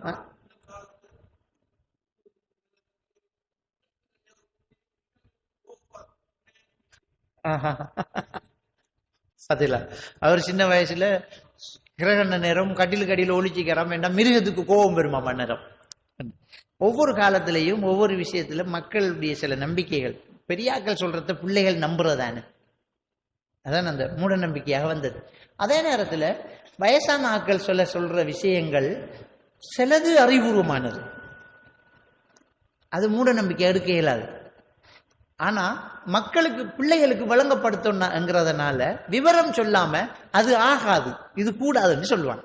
உதாரணத்துக்கு பாய் இருக்குத்தானே, பாய இப்படி உருட்டி பாய் அசவுல இப்படி தம்பிப்பாங்க, என்ன இப்படி தம்பி, இப்படி குத்தி வைக்கிறது ஆகாது என்று பழையாக்கள் சொல்லுவாங்க. இப்படி குத்தி வச்சா ஆகாதுன்னு சொல்லுவாங்க. அதை நம்ம பார்த்தா என்ன ஆகா, இப்படி வச்சா என்ன ஆகா, அதெல்லாம் மூட நம்பிக்கை இல்லை, அது புத்திசாலித்தனம். பிள்ளைகளுக்கு வழங்கப்படுத்தி நிற்கணுங்கிறதுக்காக இப்படி வைக்கிற ஆகாதுன்னு சொன்னாங்க. அதாவது பன்னால தானே பாய் இழைப்பாங்க. இந்த பாயில இந்த விளிம்பில தான் இந்த பண் போய் டேர்ன் ஆகுது, இந்த பண் போய் மடிச்சு அடுத்த லைனுக்கு வாரது இந்த விளிம்பில். அதை உருட்டி இப்படி குத்தி குத்தி வைக்கக்குள்ள இந்த இடம் தேயும். இது தேஞ்சு ஒரு பண் அந்தா பாய் பிரிஞ்சிடும். பாயை இப்படி வச்சா ஆயுசு நீடிக்கும், இப்படி வச்சா ஆயுசு குறையும். அப்ப பழையாக்கள் இதை விளங்கப்படுத்தி இது தேஞ்சி அந்த பண் பிரியும் என்று சொன்னா அந்த பிள்ளைகளுக்கு அது விளங்கப்படுத்தா ஒரே வார்த்தை, குத்தி வைக்க ஆகா கழிச்சு வை, குத்தி வைக்க ஆகா கழிச்சு வை. இது காலப்போக்கில் மூட நம்பிக்கையா போச்சு. உண்மையில அது மூட நம்பிக்கை இல்லை, அது அறிவுபூர்வமான. இப்படி ஒரு சில விஷயங்களை என்ன செய்யறாங்கண்டா மூட நம்பிக்கையாக மாத்தினாங்க. பார்த்தா அது அறிவுபூர்வமான. ஏன் யோசிச்சா பழையாக்கள் புத்திசாலித்தனமா சொல்லிக்காங்க. முதலெல்லாம் சமையலற வீடு வேறத்தான் இருக்கும். நான் சின்ன வயசுல எல்லாம் வீடு வேற சமையலற வேறதையாத்தான் இருந்திருக்குது. கிடுகு வேலிகள், அடுப்பு மூட்டி விறகு அடுப்பு. அப்போ ஒரு பழக்கம் சொல்லுவாங்க, என்னண்டா வீட்டு கூரையிலிருந்து ஒரு ஓனான் சமையலறை கூரையில பாஞ்சி விழுந்து ஓடுதென்றால் வீட்டுல பறக்கத்து நிற்காது என்று பழையாக்கள் சொல்லுவாங்க. இது என்னடா மூட நம்பிக்கையா இருக்கு என்று பார்த்தா அவங்க என்ன சொன்னாங்க என்றால், வீட்டு குஷினியில தான் அதிகமா நெருப்பு பிடிக்கும், விறகடுப்பு தானே. குஷினி சமையலறை எரிஞ்சா சமையலறை தான் எரியணும், அந்த நெருப்பு வீட்டுல தாவிடக்கூடாது. அதனால அதை தள்ளி வைக்கிற தூரம் ஒரு ஓணான் பாயிற அளவுக்கு இல்லாம இருக்கணும் என்றது அவங்க ஐதீகம். அத பிள்ளைகளுக்கு விளங்கப்படுத்தாம வீட்டு கூரையில இருந்து ஒரு ஓணான் சமையல் கூரையில பாஞ்சா அது ஆகாது என்று சொன்னாங்க.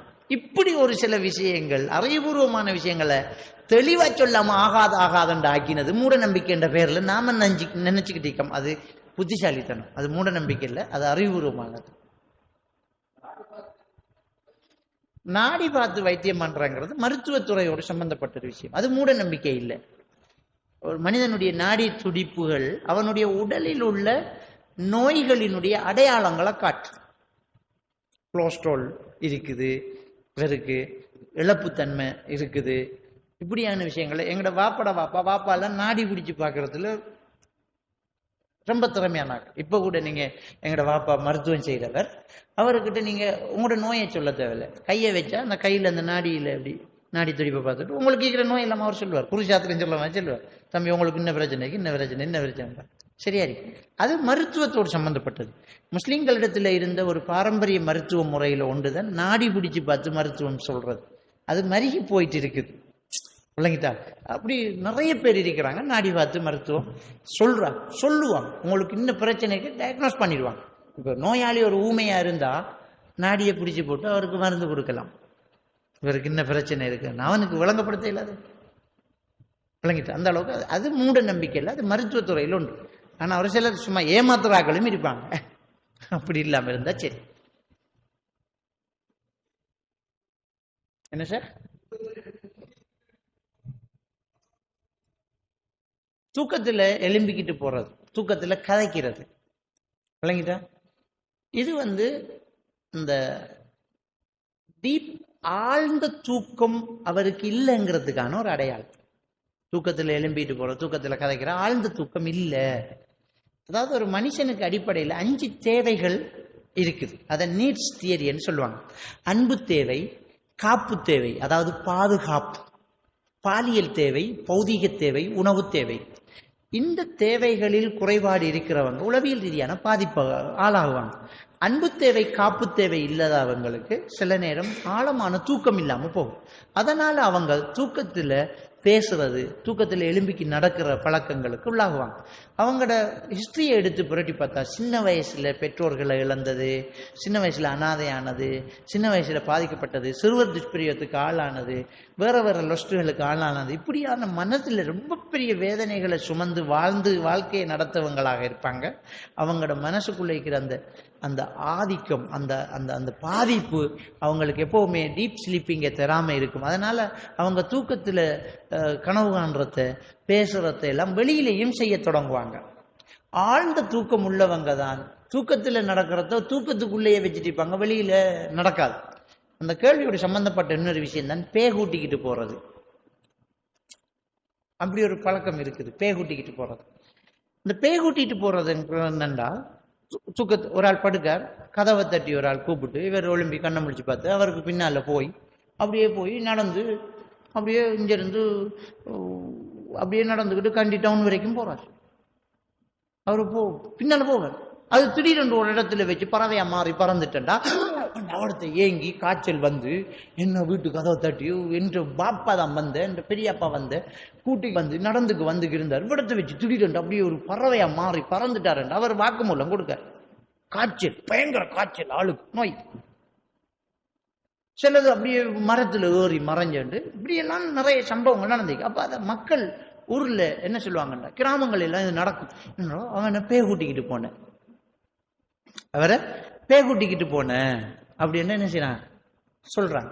உண்மையா இது என்ன நடந்துச்சு அப்படின்னு சொன்னால், ஆழ்ந்த தூக்கம் இல்லாத நிலையில் கனவு காண்பதை விழிப்பு நிலை தூக்கம் சொல்றது. கண்ணு மூடித்தான் இருக்கும், ஆனா கனவு வெளியில செஞ்சுக்கிட்டு இருப்பார்.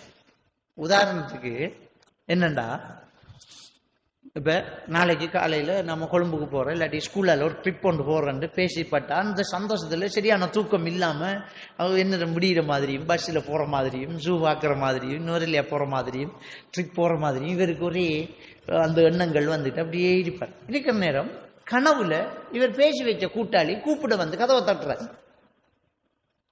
அல்லாஹ் தஆலா தூக்கத்தை சொல்லும் போது சூரத்துல் கஹ்ஃப் 12வது வசனம் நினைக்கிறேன். அல்லாஹ் தஆலா என்ன சொல்றான்டா, தூக்கத்தை பற்றி சொல்லும்போது சூரத்துல் கஹ்ஃபில் அந்த குகைவாசிகள் தூங்குற விஷயத்தை சொல்லும்போது வதரப்னா ஃபி ஆதானிஹிம் ஃபில் கஹ்ஃபி சினீன அததாங்கறான். அவர்களின் காதில் பல ஆண்டுகள் நாம் சீல் வைத்தோம்ங்கிறான். தூக்கத்தை கண்ணுல சீல் வச்சோம் என்று சொல்லல, காதில் சீல் வச்சோம் என்று தான் சொல்றான் அல்லாஹ். நம்ம தூங்குறதுக்கு போனோம்டா கண்ணை மூடினா தூக்கம் பெறாது, காது மூடினா தான் தூக்கம் பெறும். காது மூடுறது நாம இல்லை, அந்த வெளியில என்ன பேசிக்கிட்டு இருக்கிறத கேட்டுக்கிட்டு அப்படியே படுத்தவருக்கு இந்த சவுண்டு கட்டாயினா அவர் தூங்கிட்டார். அதுக்கு பிறகு இந்த காதுல வேற சவுண்டு ஸ்டார்ட் ஆயிரும், கனவுல வர்றது காதுல கேட்கும். இப்போ ஒரு ஆள் தூங்குறாருண்டா அவரை கண்ணை இப்படி திறந்து எழும்ப மாட்டார், அவரை பேரை சொல்லி எழுப்பணும். யா ஃபுலான் யா ஃபுலான், தம்பி தம்பி தம்பி தம்பி, பாப்பா பாப்பா பாப்பா, ஒரு 5வது சத்தம் 6வது சத்தம் காதுல ஒழுங்கு எழுப்போம். தூக்கத்தை அல்லாஹ் குர்ஆன்ல அப்படித்தான் சொல்றான்.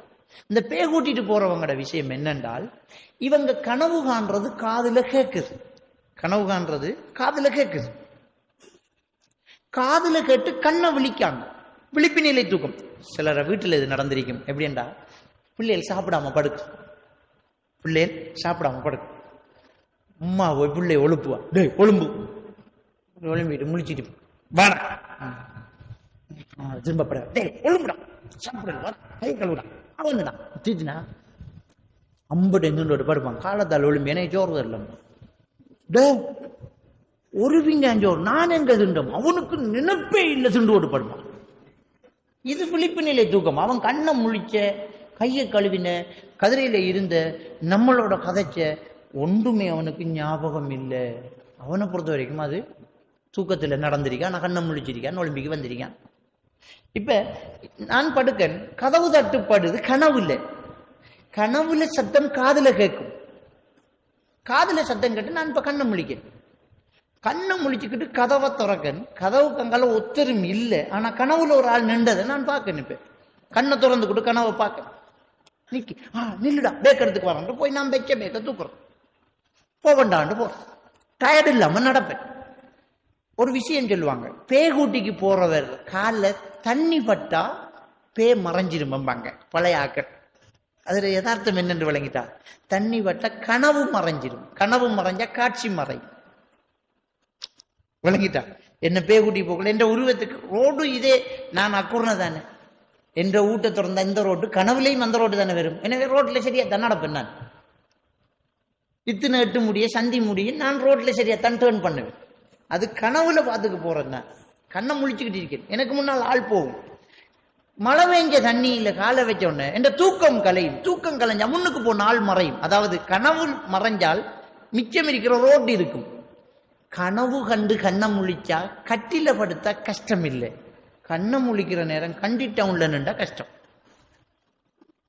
விளக்கிட்டா? அதுதான் பேய் கூட்டிக்கிட்டு போறேங்கிற.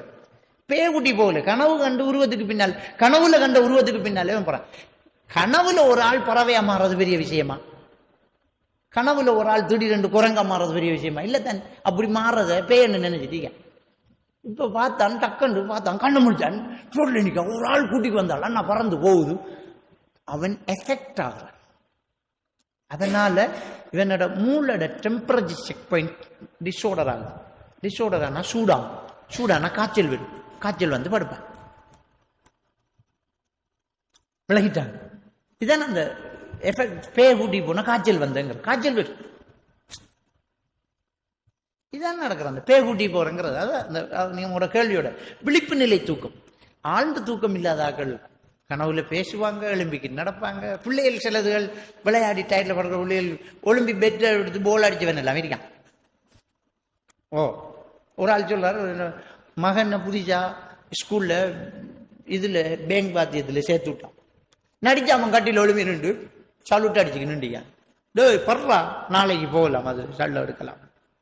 அப்படி அந்த அந்த அந்த மனசுக்குள்ள ஓடினதை அந்த ஆழ்ந்த தூக்கம் இல்லாட்டி வெளியில பண்ணுவாங்க, செய்வாங்க. வேற ஏதாவது கேள்வி அளிக்கிறா?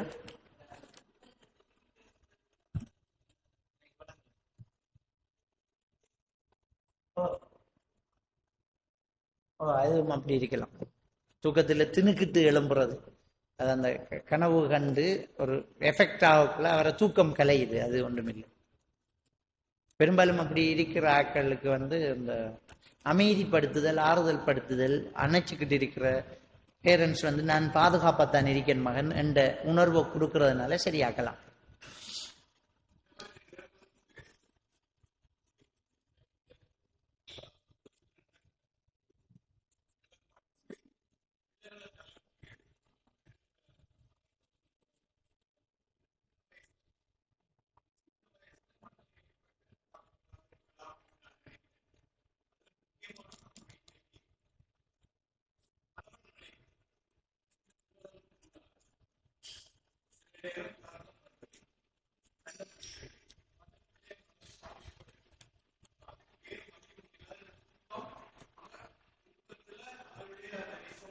கண்டிப்பா கண்டிப்பா நீங்க சொல்ற உண்மை.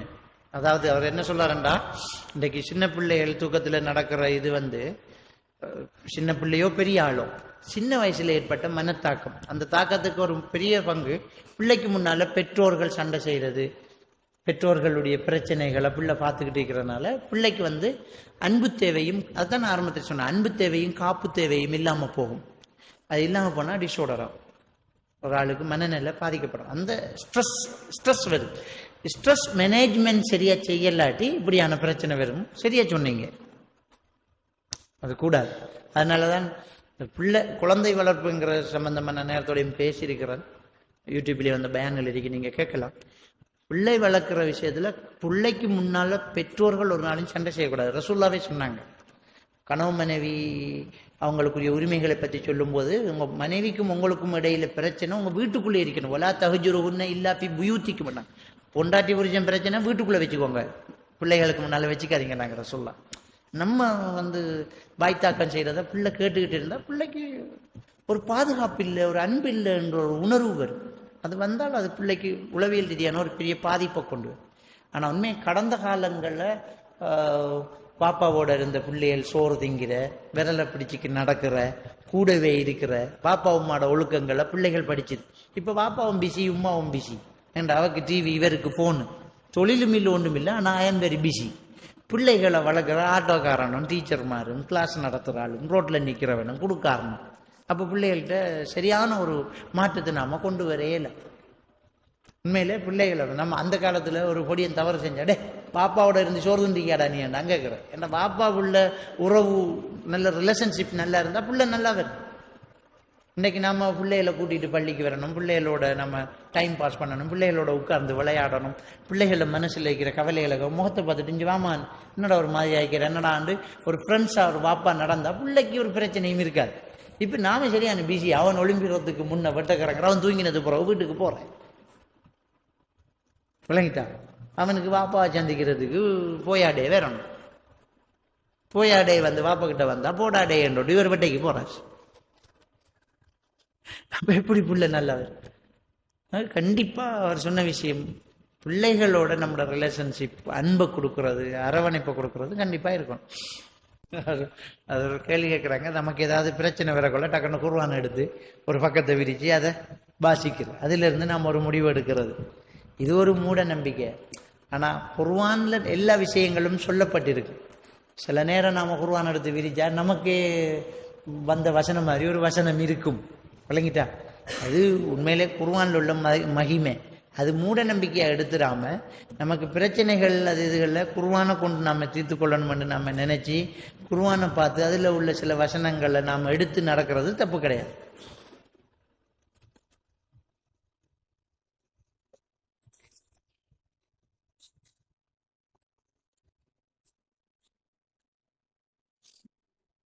அது அவர் என்னன்ற குர்ஆன்ல ஒரு வசனம், ஜின்னினங்கள் வானத்துல ஒத்து கேட்டுச்சு, பிறகு ஒத்து கேட்க இயலாம போச்சுண்டு 72வது அத்தியாயம் சூரத்துல் ஜின்னில் அல்லாஹ் தஆலா சொல்லி காட்டுறான். சொல்லும் போது என்ன செய்யறான்டா, நாம் எறிகற்களாக இந்த நட்சத்திரங்களை எறிகிறோம். அப்ப அல்லாஹ் தஆலா சூரத்து ஜின்னில் சொல்றான், நாங்கள் ஒத்துக்கமாக போனோம், இப்ப வஜதுனா நாங்கள் அந்த வானத்துல எறிகற்களை நாங்கள் பெற்றுக்கொள்றோம் அந்த ஜின் சொல்லுது. அதுக்கும் நான் சொன்னதுக்கும் முரண் கிடையாது. ரசூலுல்லாஹ் அதுக்கு தான் சொன்னாங்க. முன்பொரு காலத்துல கேட்டுட்டு இருந்துச்சு, இப்ப எறிகற்கள் விழுது. அதுல எறி விழுகிறதுக்கு முன்ன சொன்ன தகவல் உலகத்துக்கு வரும்னு சொன்னாங்க. அதுல முரண் இல்லை.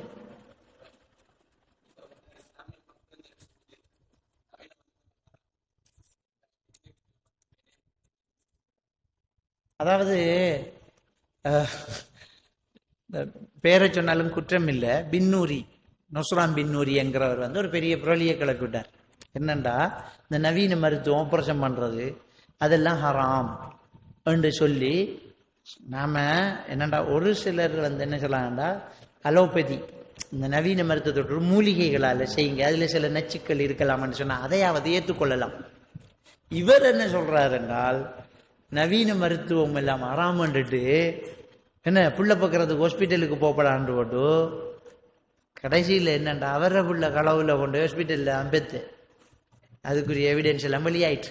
சரி, இவர் என்ன சொல்லலாம்டா, இன்னைக்கிட்ட அவரை துண்டு மீறிக்கி அவர்கிட்ட போன துண்டுகள் இன்னைக்கிட்ட ஆக்கள் வந்து தந்திருக்கி கடல் மண், ஆத்து மண், காலாடி மண் அவர் எடுத்துக்கு வரைச்சின சாமான்கள், ஆத்து தண்ணி, குளத்து தண்ணி, ஊத்து தண்ணி, கடல் தண்ணி, சம்சம் தண்ணி, ஹவுல் தண்ணி அவர் எடுத்துக்கிற தண்ணிகள், ஈச்சம்பழம், அஜ்வா ஈச்சம்பழம், கருஞ்சீரகம், ஜெய்துன் எண்ணெய், இதுகள் விளங்கிட்டா.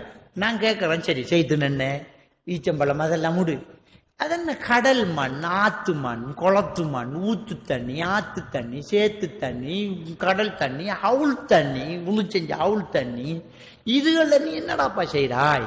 தகடு கொடுத்திருக்கார், தகடு கொடுத்திருக்கார், நூல் கட்டிருக்கார், இதெல்லாம் இஸ்லாம் தடுத்த விஷயங்கள். அவர் நோயை பிரிச்சு போட்டு கையை வச்சு பார்த்து போட்டு ஓதி பார்த்து போட்டு இது ரூஹானியத்து பிரச்சனைங்க. எங்கடா இருக்கு இந்த ரூஹானியத்து பிரச்சனை? ரூஹானியத்து பிரச்சனையாம அது ரூஹானியத்து பிரச்சனை சொல்லி, இந்த பேய் நோய் என்று பிரிக்கிற மாதிரி இது ரூஹானியத்து பிரச்சனை சொல்லி, அதுக்கு சும்மா இல்லை அந்த லிஸ்ட்டுக்கு விலை 20,000 ரூபா 30,000 ரூபா மனுஷன்ட்ட காசை பிடுங்கி ஏமாத்தி ப்ராடு பண்ணிக்கிட்டு இருக்கிறத நாங்கள் பார்க்கல. அதில் என்னன்னா, உங்களோட பிரச்சனைக்கு ஒரு மாடாரத்துக்கு கொடுக்கணும், ஒரு மாடாரத்துக்கு கொடுக்கணும். அது பாதிக்கப்பட்ட ஒரு ஏரியாவுக்கு நாங்கள் கொடுப்போம், நீங்கள் காசை தந்தால் நாங்கள் மாடாரத்துக்கு கொடுப்போம். நடக்கும் அது மாடாரத்துக்கு கொடுக்குறவர் மார்க்கத்தை இப்படி புரட்டி போட்டு இப்ப ஊரெல்லாம் அவர் போய் ஜும்மா கொடுத்து அல்லாஹ் எங்கும் உள்ளான், உருவமற்ற இறைவன் என்கிற ஒரு வழிகட்ட கொள்கையை பரப்பிக்கிட்டு அல்லாஹ் எல்லா இடத்தையும் அரசியல இருக்கான் என்று செல்லையில்தான்.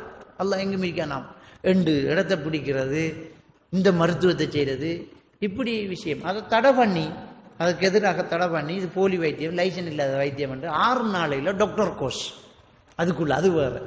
இந்த ரூஹானியத்து நோயை 6 இந்த பிரச்சனையை கண்டுபிடிச்சி மருத்துவம் செய்கிற வழிமுறையை 6 நாளையில் படிச்சு கொடுக்காரு. இப்படி ஏன் நான் அதை பேரை சொல்லி அவரை பேசுறேன்னா, சமுதாயத்தை வழிகெடுக்கிறதால அதை வந்து நாம் அடையாளப்படணும், தெரிஞ்சு கொள்ளணும் என்கிறதுனால தான் நான் சொல்றேன்.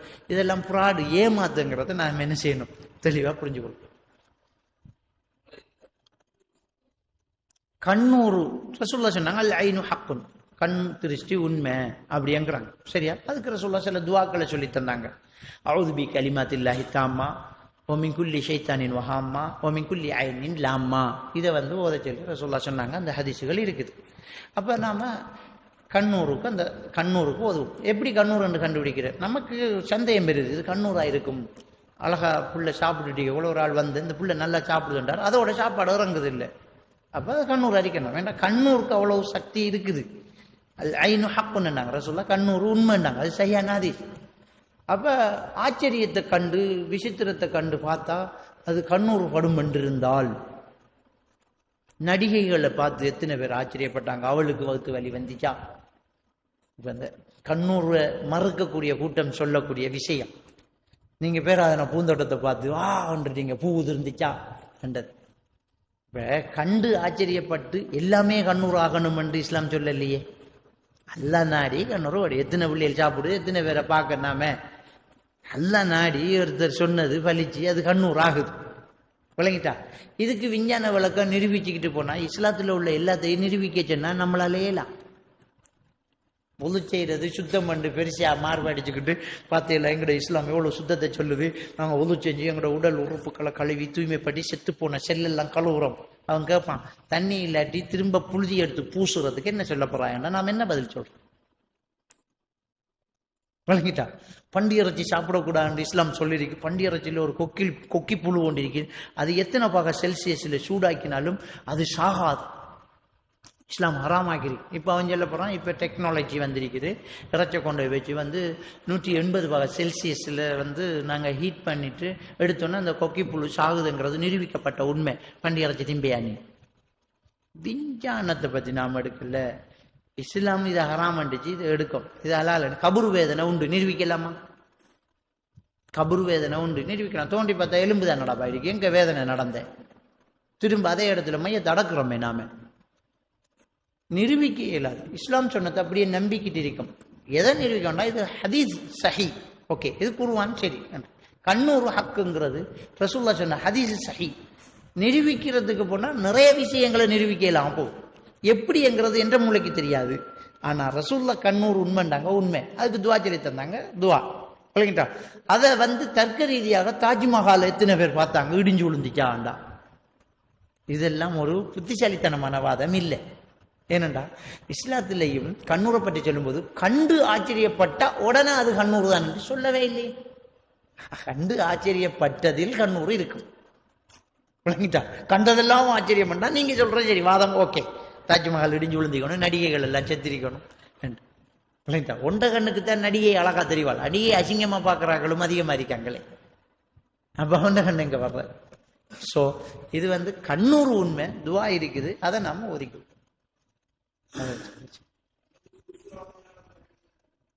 குல்சூரா.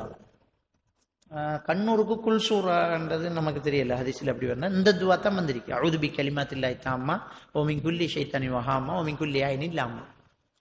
அதை ஓத சொல்லி ஹதீஸ்ல வந்திருக்குது. இன்னொன்று இருக்குது, ஆற கண் பட்டுன்னு தெரிஞ்சு அவரை உது செய்ய சொல்லி அந்த தண்ணியால குளிப்பாட்டன் பண்ண அந்த ஹதீஸ் லைவான ஹதீஸ். அப்படி உண்டு. முடிச்சுக்கோமா. سبحانك اللهم وبحمدك أشهد أن لا إله إلا أنت أستغفرك وأتوب إليك.